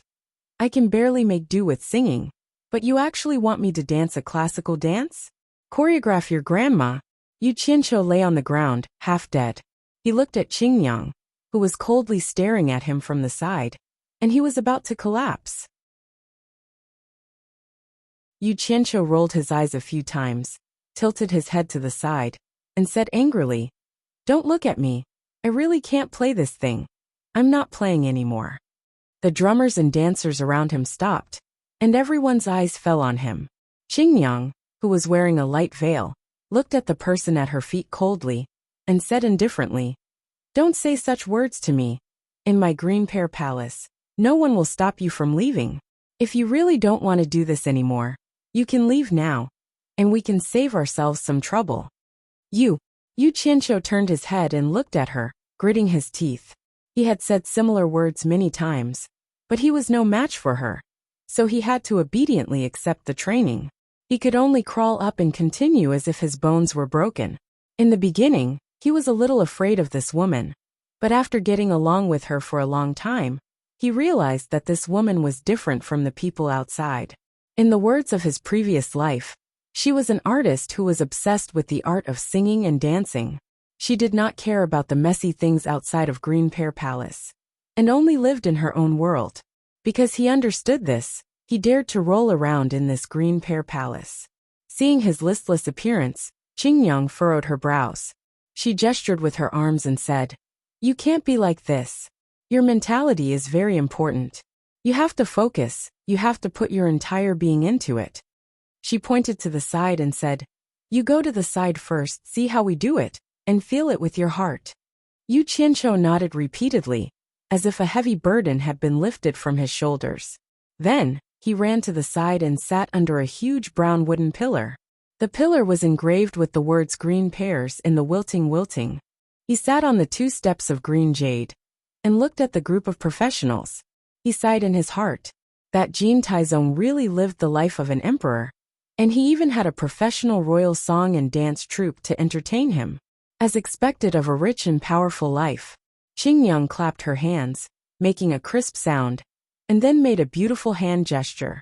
The singers and dancers quickly changed their formation, and the heart-stirring chords formed by several musical instruments sounded, and the atmosphere in the palace suddenly became relaxed and carefree. Yu Qianqiu was slightly startled, and he felt that this tune was very familiar. The group of dancers all had charming smiles on their faces as they danced around Qingyang. Their unbridled joy were clear to see. Qingyang's unsmiling face melted like an ancient iceberg, and her dance was very simple. She wandered around the group of dancers, and it seemed like she was dancing, but it didn't seem like she was dancing. It was as if she was free and unfettered in the world of mortals. Seeing this, Yu Qianqiu was stunned, and he only wanted to praise her. How fast she changed her expression, and how professional she was. Following the change of the tune, the men rolled to Qingyang's feet and began to form a formation. Qingyang leisurely stepped on the backs of the men and sat on the back of one of them. Her bare, slender, jade-like feet stepped on the back of another man. She rested her elbows on her knees and supported her cheeks with her palms. She tilted her head and looked at Yu Qianqiu with a smile. Then, she pretended to take an imaginary wine glass from a female dancer and tossed it around. She giggled and gently tapped her feet on the back of the male dancer. Her toes curved in a seductive arc, and she appeared to be very carefree. She gently laughed and began to sing the song that Yu Qianqiu was very familiar with. The world of mortals is so funny. Infatuation is the most boring. No matter how cold the wind is, I don't want to escape. No matter how beautiful the flowers are, I don't want them, let me float. Cry today, laugh tomorrow. I don't ask for anyone to understand, I'm full of pride. The song is singing, the dance is dancing, the night is long, and the dawn is looking for happiness. Yu Qianqiu was stunned, and he was immersed in the song, unable to extricate himself from it. After the song was finished, the music stopped, and the dancers left the stage. Qingyang returned to her expressionless face, and she walked over and asked, "What do you think after my arrangement?" Yu Qianqiu slowly came back to his senses. Sitting there, he looked at her and shook his head in amazement. After she added the harmony of other instruments to the monotonous music he had originally made, the song "Laughing at the World of Mortals" was performed incisively and vividly by her. After hearing and seeing it, people could fully feel the carefree feeling of laughing at the world of mortals. What was a professional? The person in front of him was a true professional, and the essence of the song was completely revealed. It was difficult for people not to be immersed in it. "How do you know this song?" Yu Qianqiu asked in surprise. "I heard it from the maid beside Ji Wu. It is said that she was originally your subordinate. I heard her sing a few of your songs, and they are indeed unique. However, the one I like the most is still the one I just heard. This song contains the state of mind that I have always wanted to pursue. Laughing at the world of mortals." Qingyang said lightly, "If I didn't really like you and wanted to see you, do you think I would bring an outsider to the Green Pear Palace?" "I see." Yu Qianqiu helplessly scratched his forehead. Needless to say, the person beside Ji Wu was undoubtedly Lu Yanqing. Qingyang looked at him and suddenly frowned. She shook her head in confusion and said, "After interacting with you for a few days, I really can't believe that a person with a mind like yours could compose a song like this. It is completely different from your words and actions. Music is the voice of the heart. I deeply suspect that this is not your doing. How could you possibly compose a song like this? However, I have never heard a similar song from the famous songs that the Immortal Palace has collected from the three realms, so I have no evidence to prove my suspicions." Yu Qianqiu looked at her speechlessly. What was a professional? An expert would know once they made their move. Her eyes could immediately tell that these songs were not composed by him. He wanted to honestly admit it, but when he thought about the fact that he was riding on a tiger and couldn't back down, it would be no different from deliberately lying to Jin Tai. Thus, he decided not to admit it even if he was beaten to death. However, Qingyang's tone suddenly changed. She sighed and said, "However, when I was in the Green Pear Palace and saw your new song with my own ears, I understood that this song was clearly created by you after you received the Immortal Emperor's decree. You flattered and flattered the Immortal Emperor and the Immortal Empress. It should not have been plagiarized from someone else. Only then did I believe that there are people called geniuses in this world. It is my honor to be able to dance with you." "Ah." Yu Qianqiu's expression twitched. He scratched his face and said awkwardly, "It's not as exaggerated as you say, right? It should be my honor." He couldn't understand why women liked this kind of whining thing.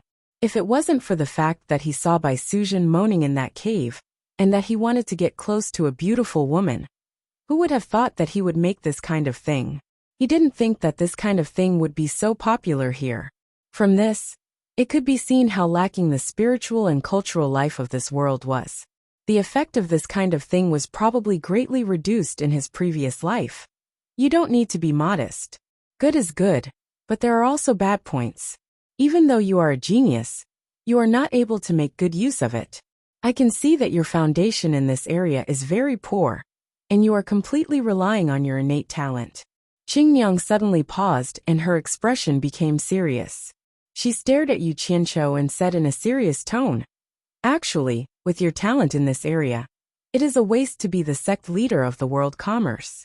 If you are willing, after the immortal emperor's wedding, I can ask for you to join the immortal palace as the vice palace lord of the Green Pear Palace.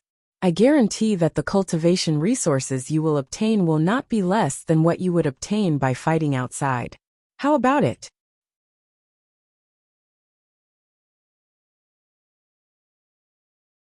Chapter 1079. Yu Qianqiu was completely dumbfounded. In his heart, he lamented that the ancients did not deceive him. As expected, as long as one had a skill, one would not be afraid of traveling the world. However, he knew his own capabilities the best. What kind of *T talent did he have? It was enough for him to fool around. If he dared to take it seriously, he would be courting death. Moreover, he had never planned to become an actress. He was afraid that he would be caught in the unspoken rules. Thus he waved his hand and said, "No need, no need. You don't have to reject me so early. Think about it carefully before you give me an answer," Qingmyang said seriously. "There's really no need." Yu Qianqiu waved his hand again to reject her. He leaned against the pillar behind him and smiled bitterly. "Your evaluation is too high. I really don't have the talent that you said. Moreover, to be honest, I don't like this line of work at all. If I'm not interested in something, how can I do well in the future? I appreciate your kindness." At this point, what else could Qingmyang say? She wasn't the kind of person who liked to force others. She could only shake her head and sigh in regret. After silently looking at Yu Qianqiu for a while, she suddenly raised her hand and untied the light gauze on her upper body. Under the dumbfounded gaze of Yu Qianqiu, she took off her upper body. The light gauze fell to the ground, and only a green undergarment was left on her upper body. Her pair of white and tender arms were long and slender. Her shoulders and collarbones were moving up and down gently. That slender and soft waist that belonged to a dancer was glowing with a healthy luster. It was a different kind of charm.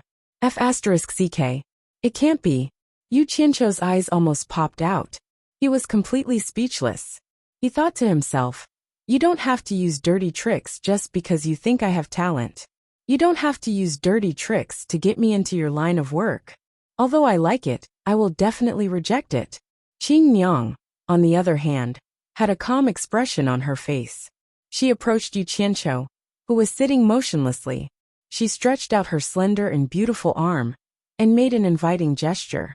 "Inviting me to do this in front of everyone's eyes." Yu Qianqiu glanced around and found that everyone's expression seemed to be very used to it. The muscles on his face couldn't help but violently tremble. He immediately determined that this Green Pear Palace was a den of lust. He awkwardly smiled and refused.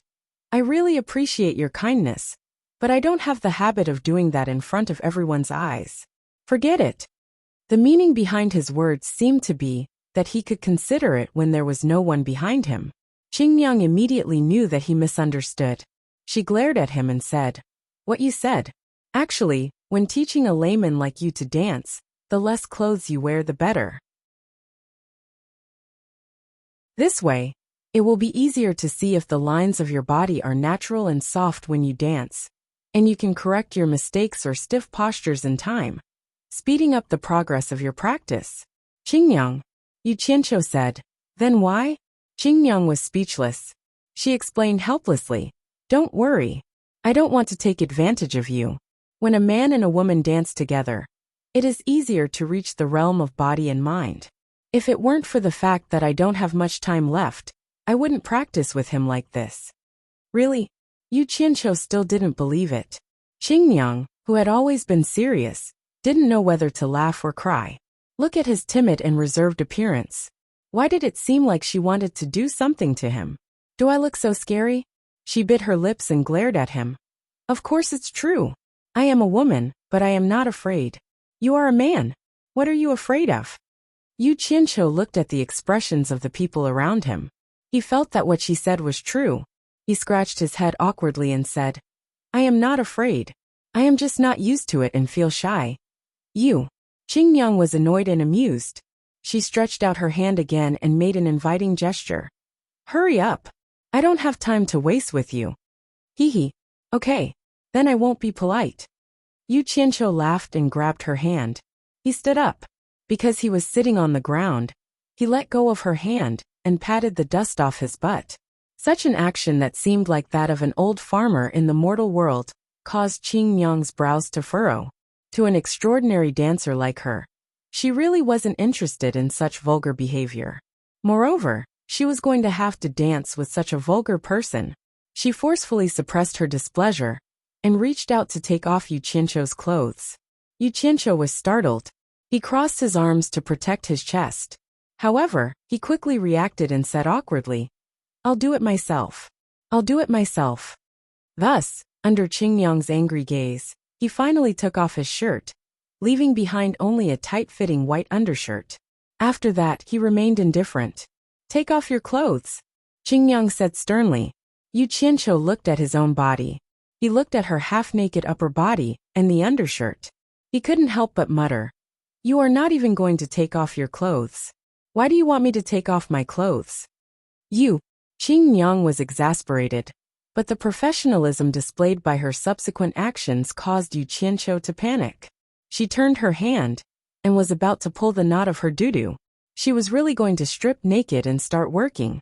Fortunately, Yu Qianqiu wasn't a beast. He let out a breath of cold air and quickly reached out to grab her hand. He repeatedly apologized. My mouth is cheap. I was wrong. If you really took off all your clothes, I would definitely let my imagination run wild, and I wouldn't be able to practice well. That's good. Don't be angry, I'll take it off. A hand swiftly tore off the white inner shirt on his upper body with a C sound. Due to his frequent practice of the animal dance, his muscles were not as strong as a bullfrog's. However, they were solid pieces of muscle.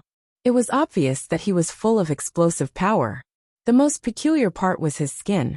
After taking off his clothes, his skin had a faint and beautiful luster. It was as if there was some kind of colorful light flowing around his body. It was a very healthy skin color. He didn't know why. However, ever since he started practicing the 5 elemental secret arts, his skin would look better with every element stored in his body. Moreover, his skin would become smoother and smoother. All the beauties who had slept with him were envious. Qingyang's gaze fell on his naked upper body. She couldn't help but stare blankly. She had seen many naked dancers, but she had never seen such healthy skin. Well, it would be more appropriate to say that it looked good. She only lost her mind for a moment. She quickly regained her composure with her professionalism. She turned around and made a hand gesture. A majestic and gentle music immediately started playing. Yu Qianqiu, who had already taken off his shirt, timidly followed behind her. Qingyang suddenly turned around gracefully, her face already filled with an expression of incomparable adoration. She looked at him tenderly, and her jade-like arms stretched out, taking the initiative to hug his neck. This was a serious skin-to-skin contact. The two of them shivered. Yu Qianqiu was not used to this kind of skin-to-skin contact in front of so many people. However, he didn't say anything about it behind their backs. Qingyang, on the other hand, experienced smooth skin for the first time. It was much smoother than her own skin. Hold my waist tightly. Don't touch me. Turn your head towards me, look at me.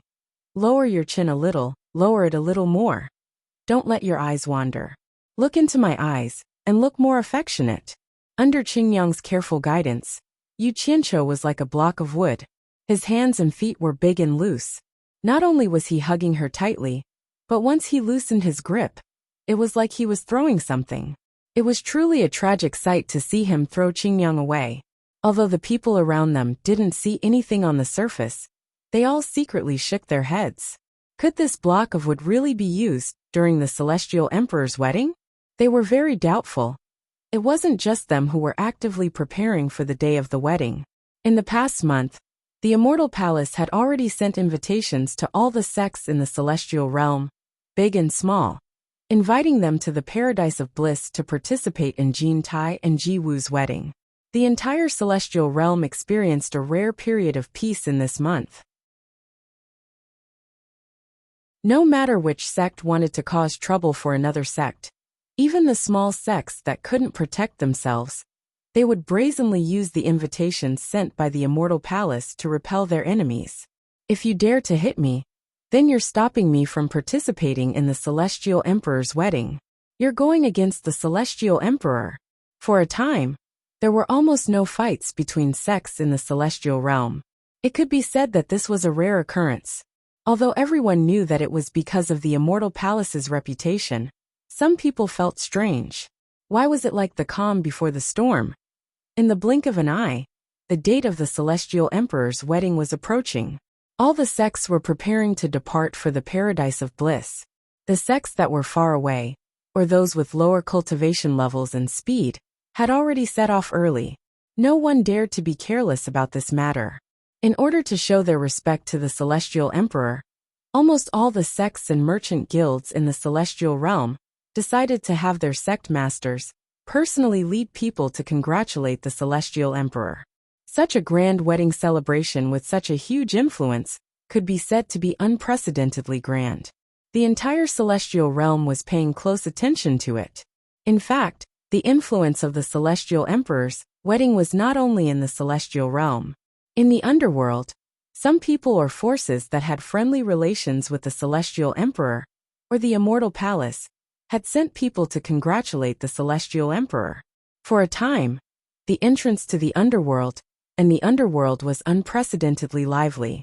Looking at the people from the underworld holding the underworld passage tokens issued by the Immortal Palace, and the people coming out of the underworld one after another, the guards of the Immortal Palace who were stationed here sighed in their hearts. They sighed that the influence of the Celestial Emperor was indeed extraordinary. It could be seen that even the people of the underworld were stirred up.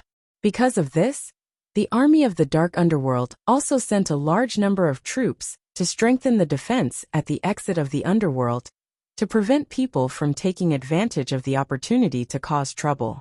Just as the army of the Dark Underworld was strictly inspecting the people passing through the two worlds, a white light suddenly appeared in the sky. Its speed was extremely fast, and in a flash, it landed on the ancient inscription tablet that was engraved with 20 large bright red words not far from the exit of the underworld. Everyone was shocked. Whether it was the army of the Dark Underworld guarding this place, or the passers-by, they all looked up. They didn't know who was so bold as to act so recklessly at the entrance of the army of the Dark Underworld. It would have been fine if they didn't look, but after seeing the appearance of the person who came, almost everyone was shocked. They saw a man dressed in a white scholarly robe, standing at the edge of the ancient inscription tablet with his hands behind his back. He looked at the people entering and exiting the underworld with an indifferent expression.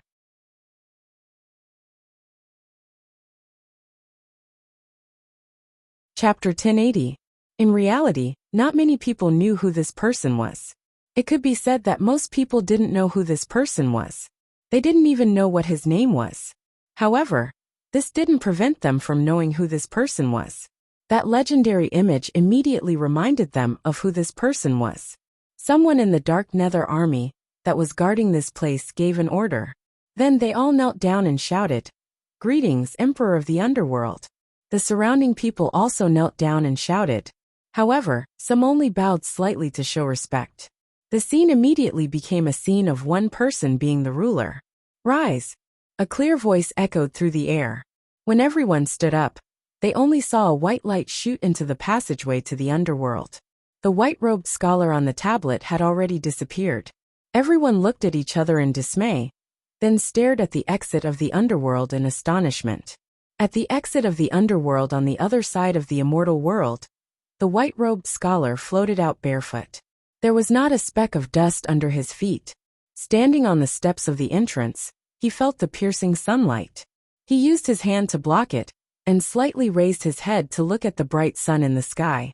One of the golden-robed guards on both sides couldn't stand the scholar's careless and arrogant attitude. He immediately shouted angrily, "Someone show your token!" The scholar tilted his head and glanced at him indifferently. Then, he turned into a streak of light and disappeared. The guard who spoke was furious. He was about to send a signal for his men to kill the scholar. But he was stopped by a few of his colleagues. One of them hissed and waved his hand. "You don't want to live anymore. Do you know who he is? He is the supreme ruler of the underworld, the emperor of the underworld." The angry guard was stunned on the spot. Then a look of relief appeared on his face. If he really angered the emperor of the underworld, even if the emperor of the underworld killed him in front of everyone, he would have died in vain. Even the immortal emperor wouldn't be able to get justice for him. The majestic myriad saints' peak pierced through the clouds. And at the peak of the peak, a group of people walked out from the majestic myriad saints' palace, whispering to each other. When they came out, they turned into streaks of light and disappeared in all directions. These people were the upper echelons of Wan Gutong. After everyone left, Wan Ling sneakily sneaked out from behind a stone pillar and ran into the main hall. In the end, she bumped into the Wan Gutong sect master, Wan Buosheng, who had put on a healthy complexion, striding out in large strides. "Unruly girl, why are you in such a hurry?" Wan Buosheng glared at her. Wan Ling's eyes lit up as she asked, "Grandpa, where are you going? Aren't you asking the obvious?" "Of course, I'm going to Paradise Wonderland." Wan Buosheng was slightly startled as he said this. He looked at her with vigilance and asked, "Why are you asking this?" However, just as he expected, Wan Ling hugged his arm and cheered, "I'll go with Grandpa." "Stop fooling around. The people attending this banquet are probably the sect leaders of the various sects in the immortal world. What are you doing there? There's nothing for you to play with there. What are you doing?" Wan Buosheng waved her hand away and shouted, "Go do what you should be doing." "Grandpa, let me explain." Wan Ling anxiously grabbed his arm again and spilled out the reason. "This time, I made a bet with Hidden Dragon Manor's Duke Long Yu's granddaughter, Long Xiaojiu. Whoever can't attend the Immortal Emperor's wedding has to be the other party's maid for a month. Grandpa, can you bear to see Ling Er lose the bet and suffer such humiliation? What's the difference between me and Grandpa being humiliated and Wan Gutong being humiliated? Moreover, the invitation didn't limit the number of people attending the banquet. So what's wrong with bringing one more person? Can't you just treat it as bringing Ling Er to broaden her horizons? This is an unprecedented grand wedding of the Immortal Emperor.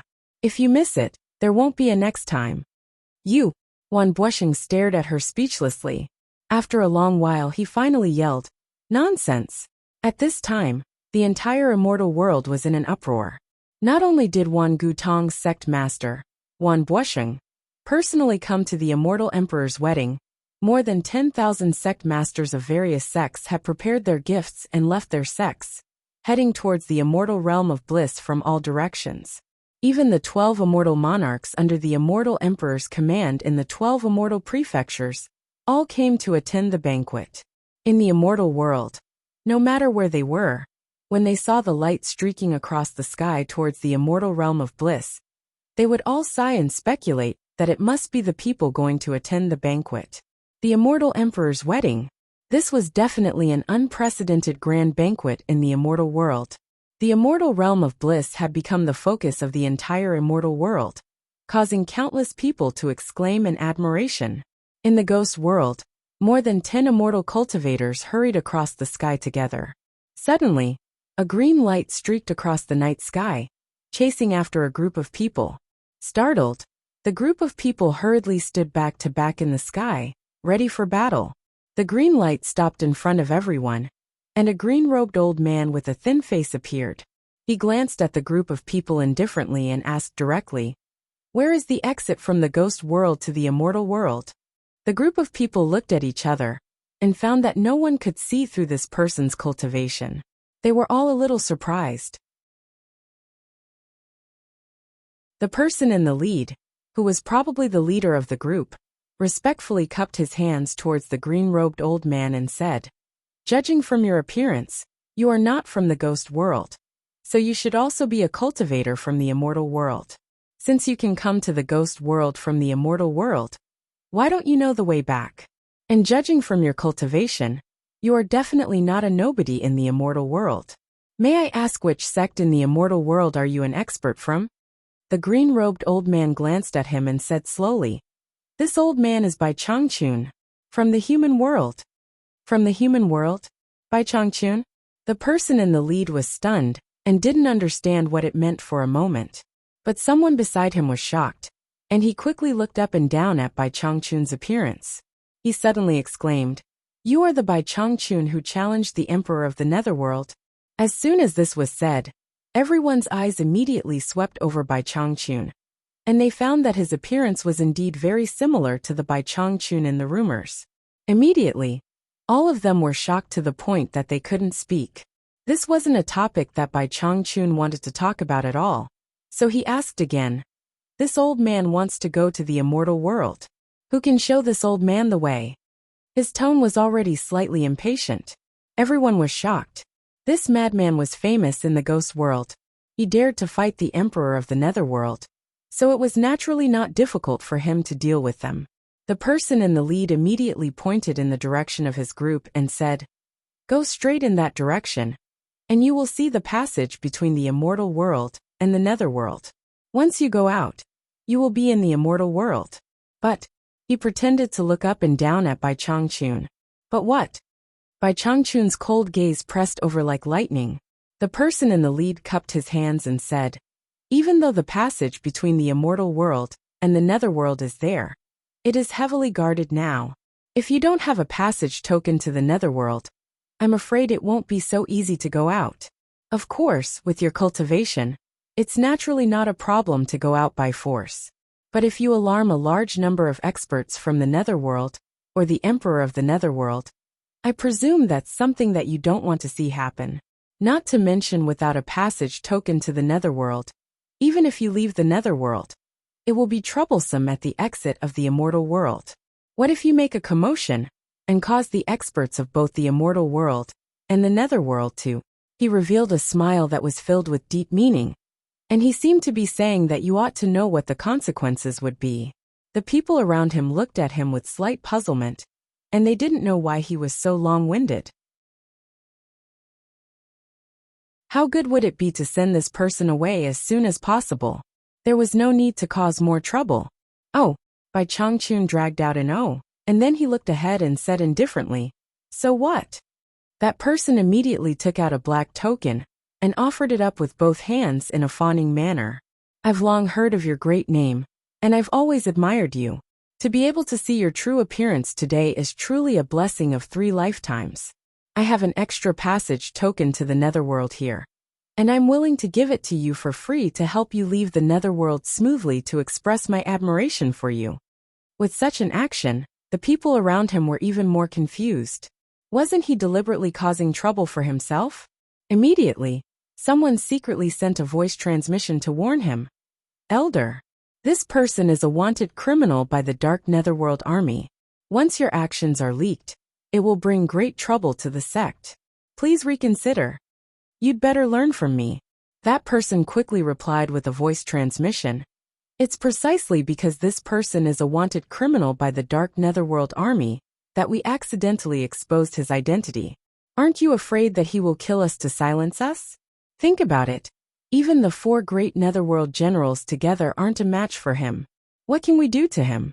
This is called showing goodwill on purpose to make him lower his guard. After he leaves, haha. Have you forgotten the huge bounty and great benefits offered by the Dark Netherworld Army?" The former immediately came to a sudden realization and secretly flattered. "Elder is indeed wise.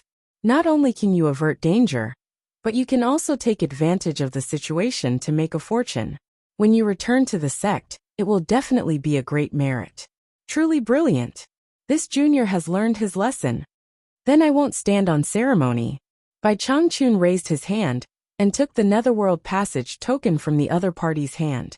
He held it and looked at it repeatedly. Then he raised his eyebrows and stared at that person, saying indifferently, "Just based on you guys, I wouldn't bother to make a fuss about it. But since you're unaccountably solicitous, You must be hiding evil intentions. Looks like I can't let you guys live. Ah, everyone was shocked. As long as they weren't fools, they would be able to understand what he meant. That person who was solicitous turned pale with fright and said, what do you want to do? How can you repay kindness with enmity? However, seeing that Bai Changchun's expression was completely unmoved, he immediately panicked and shouted, "Stop him!" Then he turned around and wanted to run. Humph! A sonorous cold snort rang out. Everyone immediately felt a majestic and enormous pressure pressing down on them from all directions, suppressing them to the point that they couldn't move at all. Bai Changchun didn't want to waste any more time with them. He casually waved his green robe sleeve, and a mysterious force that seemed to be contained in the heavenly barrier wrapped around the people, who were suppressed to the point that they couldn't move. In an instant, more than 10 people were torn into pieces of flesh and blood. Not even a single bone was left intact. The group of people didn't even have time to scream before they lost their lives. Amidst the rain of blood, Bai Changchun didn't take another look. He waved his sleeve and transformed into a stream of light that rapidly went far away.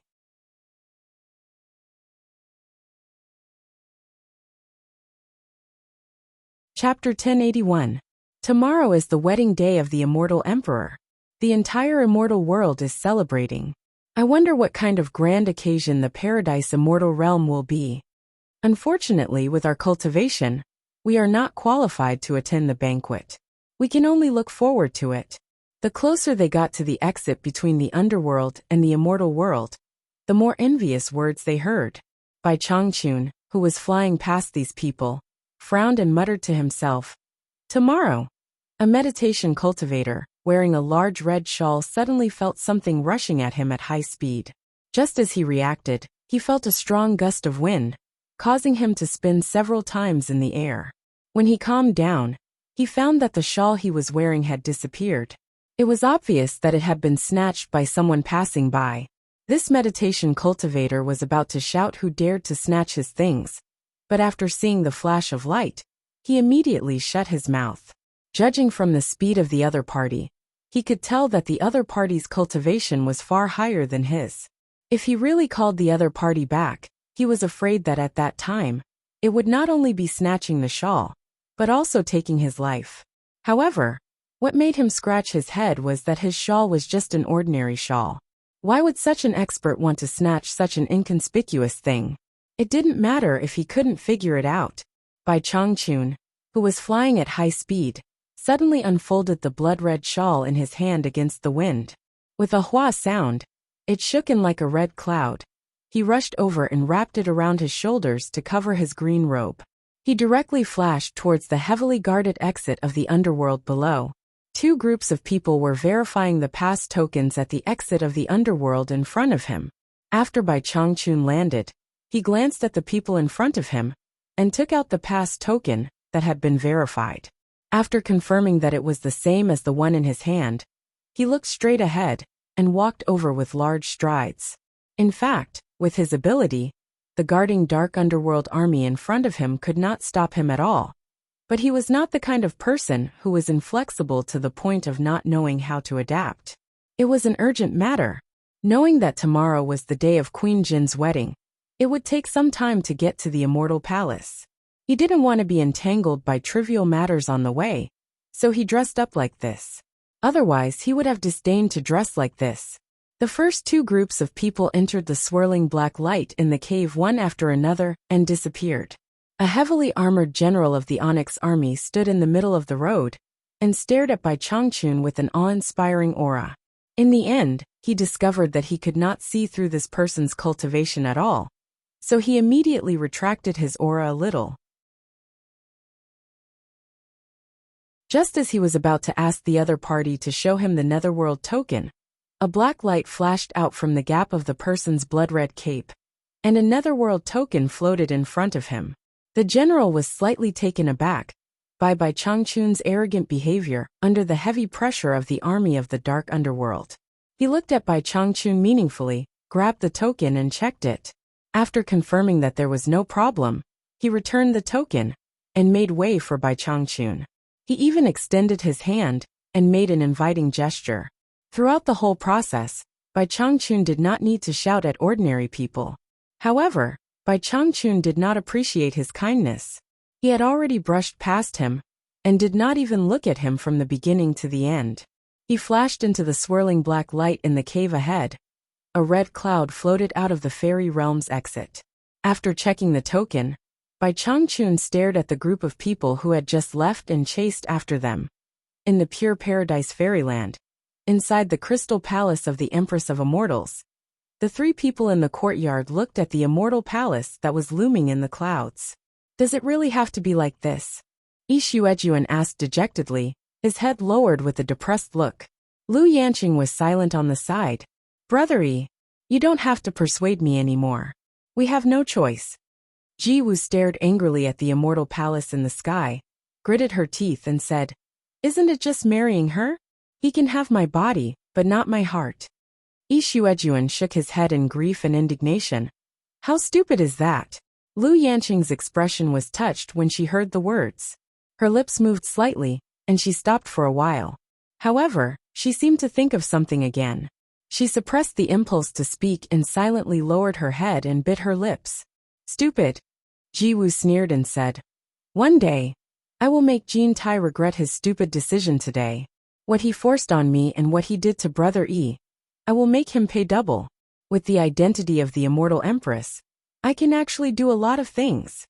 Yi Xuejuan's words stopped at the tip of his tongue. A ray of light shot out from the Immortal Palace and landed outside the Crystal Palace. Nie Xiaoqian, the chief of internal affairs of the Immortal Palace, led 8 golden-robed maids in. They then stood in a row and saluted Ji Wu in unison. Greetings, Immortal Empress. Ji Wu snorted coldly. How dare Chief Nie come in person? Are you here to urge me or force me? Nie Xiaoqian smiled and said, It was this old servant's negligence. Those 2 insensible servants have been dealt with by me. And the Immortal Emperor has also reprimanded this old servant. She bowed and said, This old servant welcomes the Immortal Empress to the Immortal Palace. What's the hurry? It hasn't started yet, right? Ji Wu turned sideways. The Immortal Palace had already sent 2 maids to invite her, but she sent them back. Nie Xiaoqian smiled apologetically and said, When the Immortal Empress arrives at the Immortal Palace, the guards outside the Paradise Fairyland will let in the sect leaders who came to congratulate. Moreover, the Immortal Emperor has ordered that the Immortal Empress will be the mother of the world, so we must dress up well for the Immortal Empress. So please don't make things difficult for me. I can go too. Could it be that the 2 slaves didn't tell you what I said? Ji Wu asked without turning her head around. Nie Xiaoqian looked at Yi Xuejuan and Lu Yanqing. She smiled and saluted again. The Immortal Emperor has reprimanded me, saying that it is normal for the Immortal Empress to have 2 trusted people around her. She looked at Yi Xuejuan meaningfully and said, But I have something inappropriate to say. The Immortal Empress also knows the Immortal Emperor's temper. I am afraid that someone around you will do something inappropriate to annoy the Immortal Emperor and implicate the Immortal Empress. The meaning of these words was obvious. There was no doubt that it was a warning to some people not to cause trouble at the Immortal Emperor's wedding celebration. This time they were facing the world. Whoever made the Immortal Emperor lose face in public would not only be themselves, but Ji Wu would also be unlucky. Yi Xuejuan was furious. Old woman Nie, what do you mean? Ji Wu turned around and stared at Nie Xiaoqian asking, Are you threatening me? I dare not. Nie Xiaoqian bowed slightly and turned her head to the people behind her. Escort the Immortal Empress and her trusted followers to the Immortal Palace. Her tone was firm. The 8 maids immediately rushed forward. Ji Wu shouted angrily, Get out of my way. I can walk by myself. Nie Xiaoqian's eyes turned cold as she flew towards the Immortal Palace in the sky. She glanced at Yi Xuejuan and Lu Yanqing, who were trembling with fear. She waved her hand and said, Take them away. She then chased after Ji Wu. Yi Xuejuan and Lu Yanqing were immediately restrained by the 8 maids and forced to return to the Immortal Palace. In the wilderness outside the mountains of Paradise Wonderland, there were many people. The leaders of various sects in the immortal realm had gathered here. They had been waiting for a long time, seeing that the 12 immortal monarchs had swaggered in, but no one was allowed to enter after a long time. Some people were slightly unhappy, but they dared not express their anger.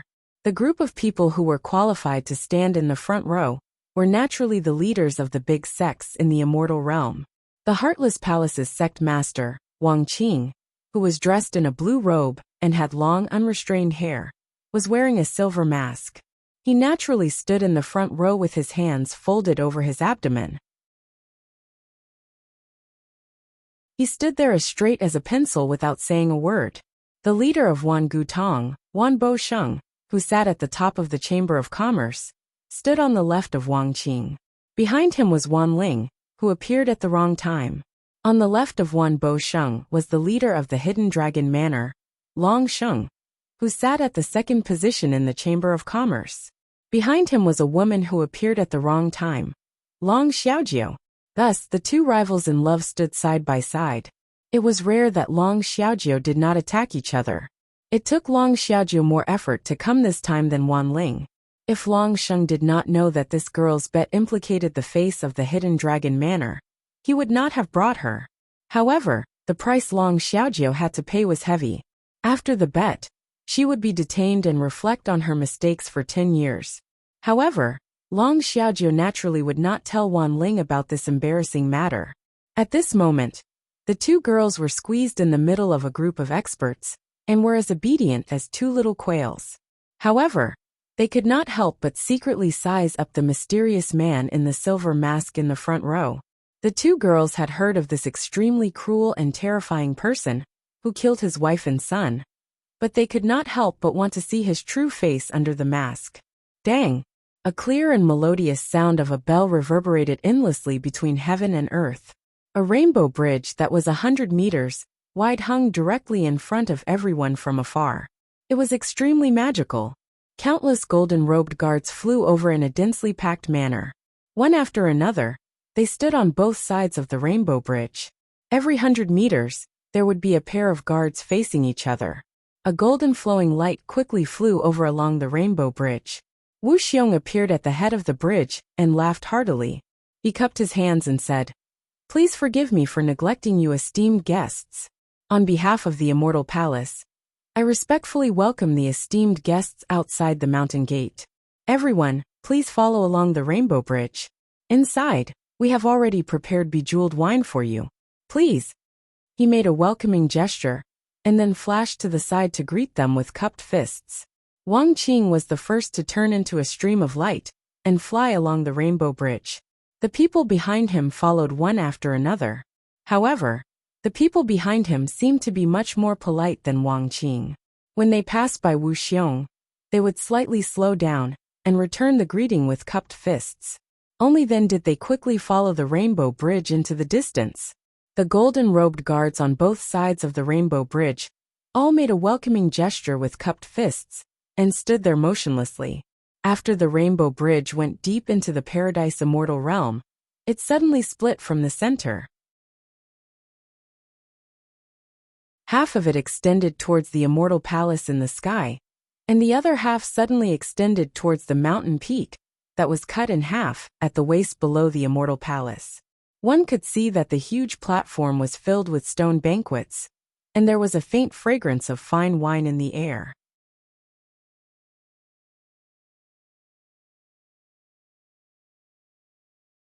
Chapter 1082. In the middle of the two rainbow bridges, a line of golden characters appeared, indicating that the sects in the top 1,000 in the immortal world would be seated in the immortal palace in the sky, while the sects below the 1,000 would be seated below. When the sect leaders of the various sects arrived here, they immediately knew who was better and who was worse.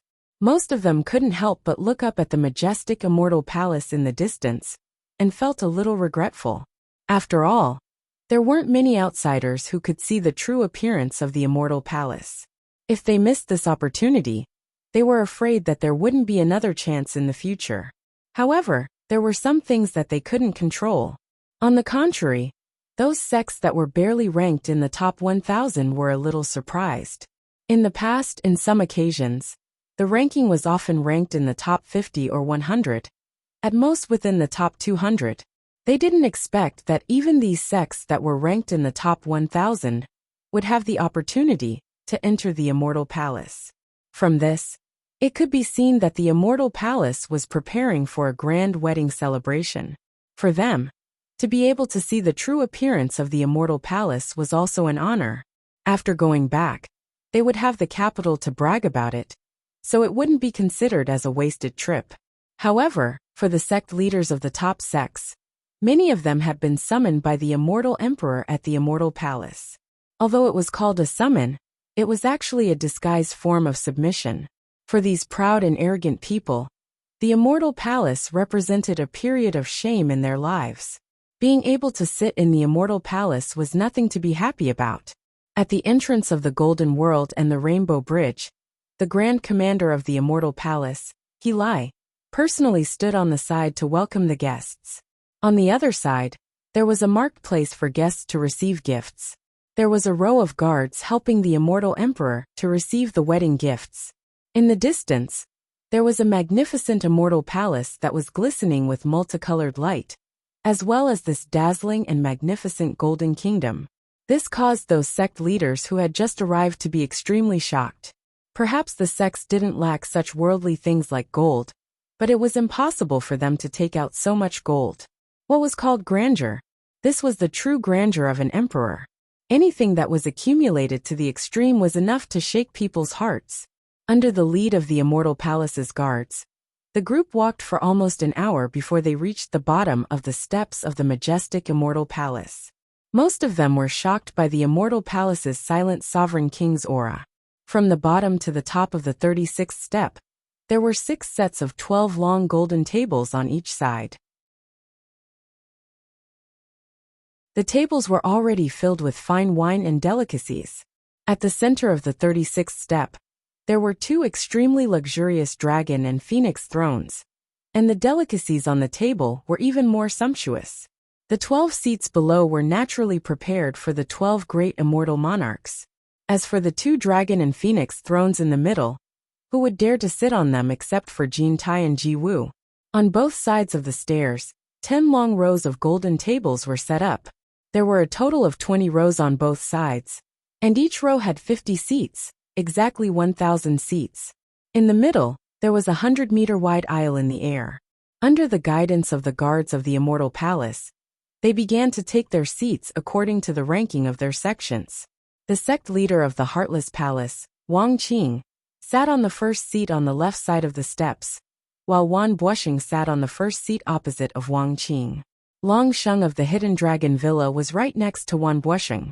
At this time, nearly 1,000 people couldn't help but look at Wan Buosheng and Long Sheng, because the 2 of them were too conspicuous. Everyone came alone, but the 2 of them brought a girl. Moreover, it was the pair of clowns who were notorious for fighting for a man's affections in the immortal world. Why did it feel like they were making a scene? Some people who had a good relationship with the 2 of them secretly sent messages to them, admiring them. "You 2 old guys really have guts." The faces of the Sheng and the Sheng were slightly dark, and they happened to be leaning against each other, so it was impossible for them not to be conspicuous. Even Wang Qing, who was sitting opposite of them, couldn't help but look at the 2 old guys. In fact, they did not expect that the Immortal Palace would have such a clear seating arrangement. They had thought that it would be fine to let the 2 juniors mingle with the crowd of tens of thousands of sects to attend the banquet. Who would have thought that when they arrived in front of the Immortal Palace, there would be more than 9,000 sects divided according to their sects, and the remaining 1,000 people were assigned 1 position for each sect. Now there would be something to see. The 2 old guys were full of regret. If they had known this earlier, they would have asked Wu Xiong when they were outside the Paradise Immortal Realm. After knowing the situation, they would immediately ask the 2 girls to leave. Now it was hard to get off the tiger. Fortunately, the Immortal Palace was not stingy. The length of the long golden table was enough to accommodate 2 people, and the guards of the Immortal Palace didn't express any doubts about the 2 extra girls. However, the 2 girls were cramped and didn't dare to raise their heads. Under the pressure of the immortal palace, they realized how small they were, and that they had caused trouble. Their intestines were green with regret. The two girls' ears were filled with the angry voices of the two sect leaders, who had nowhere to vent their anger. Their heads were so low that they almost hit the table. In the magnificent imperial garden of the immortal palace, a white-robed scholar strolled barefoot with his hands clasped behind his back on a small path in the garden. He looked at the garden that was filled with all kinds of flowers, trees, and pavilions that were carved out of gold. Everywhere was golden and dazzling. As he wandered, he saw Jean Tai, who was walking from the front palace to the back palace. He immediately walked to the middle of the road and blocked Jean Tai's way. Jean Tai's slender eyes shone brightly, and he said in a deep voice, "I'm warning you, don't make trouble at this time. I'm here to congratulate you on your wedding. Why would I come to make trouble?" Bai Qi said with a smile, and reached out to touch the golden robe embroidered with dragons and clouds. Jean Tai unceremoniously waved his hand to block the other's demonic claws, and said coldly, "Are you so kind? Have I been blind for so many years? It's more likely that the sun has risen in the underworld. You don't come without a reason. If you have something to say, just say it. If you don't believe me, I can't do anything." "All right." Bai Qi waved his hand and pointed at everything around him that was shining with gold, and said, "Other people's imperial garden is full of exotic flowers and plants. You have nothing but gold here. I'm giving you face by saying you're vulgar. Will your bride be able to endure your perverted fetish? Ji Wu, that girl, is a rare beauty in the world. Aren't you afraid that you'll ruin her on your golden bed? Bai Qi, this is not a place for you to behave atrociously. Get out of my way." Jean Tai shouted in a deep voice. Bai Qi chuckled and got out of the way. After watching Jean Tai's figure disappear into the harem, he crossed his arms and mumbled to himself with an annoyed expression. That boy with a messy fate was chosen by Jean Tai to sing. In the vast golden square below the immortal palace, countless golden-robed guards suddenly appeared from all directions. They lined up neatly and stood there motionlessly, almost filling the entire square. It gave the sect leaders of the various sects a great deal of pressure, as if they were surrounded. Just as the heads of the various sects were looking around, a burst of heavenly music suddenly rang out in the entire square, stirring everyone's hearts. A group of men and women wearing light muslin, or with vigorous bodies, landed on the 100-meter-wide passageway in the middle. As soon as they landed, they immediately danced to the fluttering heavenly music, displaying their enchanting dance postures. It was very pleasing to the eye, and the atmosphere of the entire square immediately relaxed. Suddenly, everyone raised their heads to look at the 100-meter-high steps. They saw that the mighty 12 immortal monarchs had split into 2 rows and walked down from the high steps. When they were stationed in one area, they all wore different clothes, but now they all wore the golden woven clothes of the immortal palace. The 12 immortal monarchs walked down step by step, directly facing the crowd below, and sat down in their seats. Then, a large group of golden-robed men appeared on the top of the 100-meter-high steps. As the 2 groups of people split into 2 groups and walked down the steps in an orderly manner, the sect leaders of the various sects immediately gasped. These people were the palace lords of the 3,600 mountains in the pure paradise immortal realm. There were over 3,000 of them, and the weakest of them was at the early immortal emperor realm. They all listened to the orders of the immortal emperor, and they were the central force of the immortal palace that truly deterred the entire immortal realm. For example, the positions of the 12 immortal monarchs and immortal palace commanders and protectors were mostly vacant, and most of them were selected from among these people. In just a short while, more than 3,000 experts had separated along the stairs and stood on both sides of the stairs. The sect leaders below all felt a little uncomfortable being stared at by these people. However, before the first wave subsided, another wave arose. The 24 protectors of the immortal palace were split into 2 rows, each with 12 people walking down the steps. Finally, they stood on both sides of the steps that corresponded to the number of steps. That was not all. At the top of the steps, 6 people stood side by side. After a short pause, they walked down in unison. These 6 people were the 6 great commanders of the Immortal Palace. Wu Xiong and Deming Luan, who led the Chamber of Commerce Alliance, were among them. The 6 of them walked until they were 18 steps away from the 12 immortal monarchs and stopped. Everyone looked at the top of the steps again. The figure of Nie Xiaoqian, the chief steward of internal affairs of the Immortal Palace, stood alone. After glancing down coldly, she said in a clear voice, "The Immortal Emperor and the Immortal Empress have arrived." Her voice resounded through the entire Immortal Palace. The 12 immortal monarchs on the 36th step suddenly stood up and turned around. The 6 great commanders on the 48th step turned around. The 24 protectors on both sides of the steps turned around. The more than 3,000 palace lords of the Paradise of Bliss on each side of the 36th step turned around. Countless immortal palace guards all over the square turned around. Everyone looked at the chief steward of internal affairs, Nie Xiaoqian, who was on the steps. Under such an imposing manner, thousands of sect leaders stood up subconsciously. Wang Qing, who was in the seat of honor, paused for a moment, but still stood up. At the center of everyone's attention, a man and a woman in dragon and phoenix golden robes appeared on the left and right of the chief steward of internal affairs. They looked down with incomparable dignity. Nie Xiaoqian did not dare to stand side by side with the two of them. She walked down 3 steps in a row. After lowering her head, she glanced at the people below and said, "Welcome, Immortal Emperor and Immortal Empress. You're tuning in to the Journey of the Soul YouTube channel. Don't forget to subscribe and join us on this journey to catch the most captivating stories."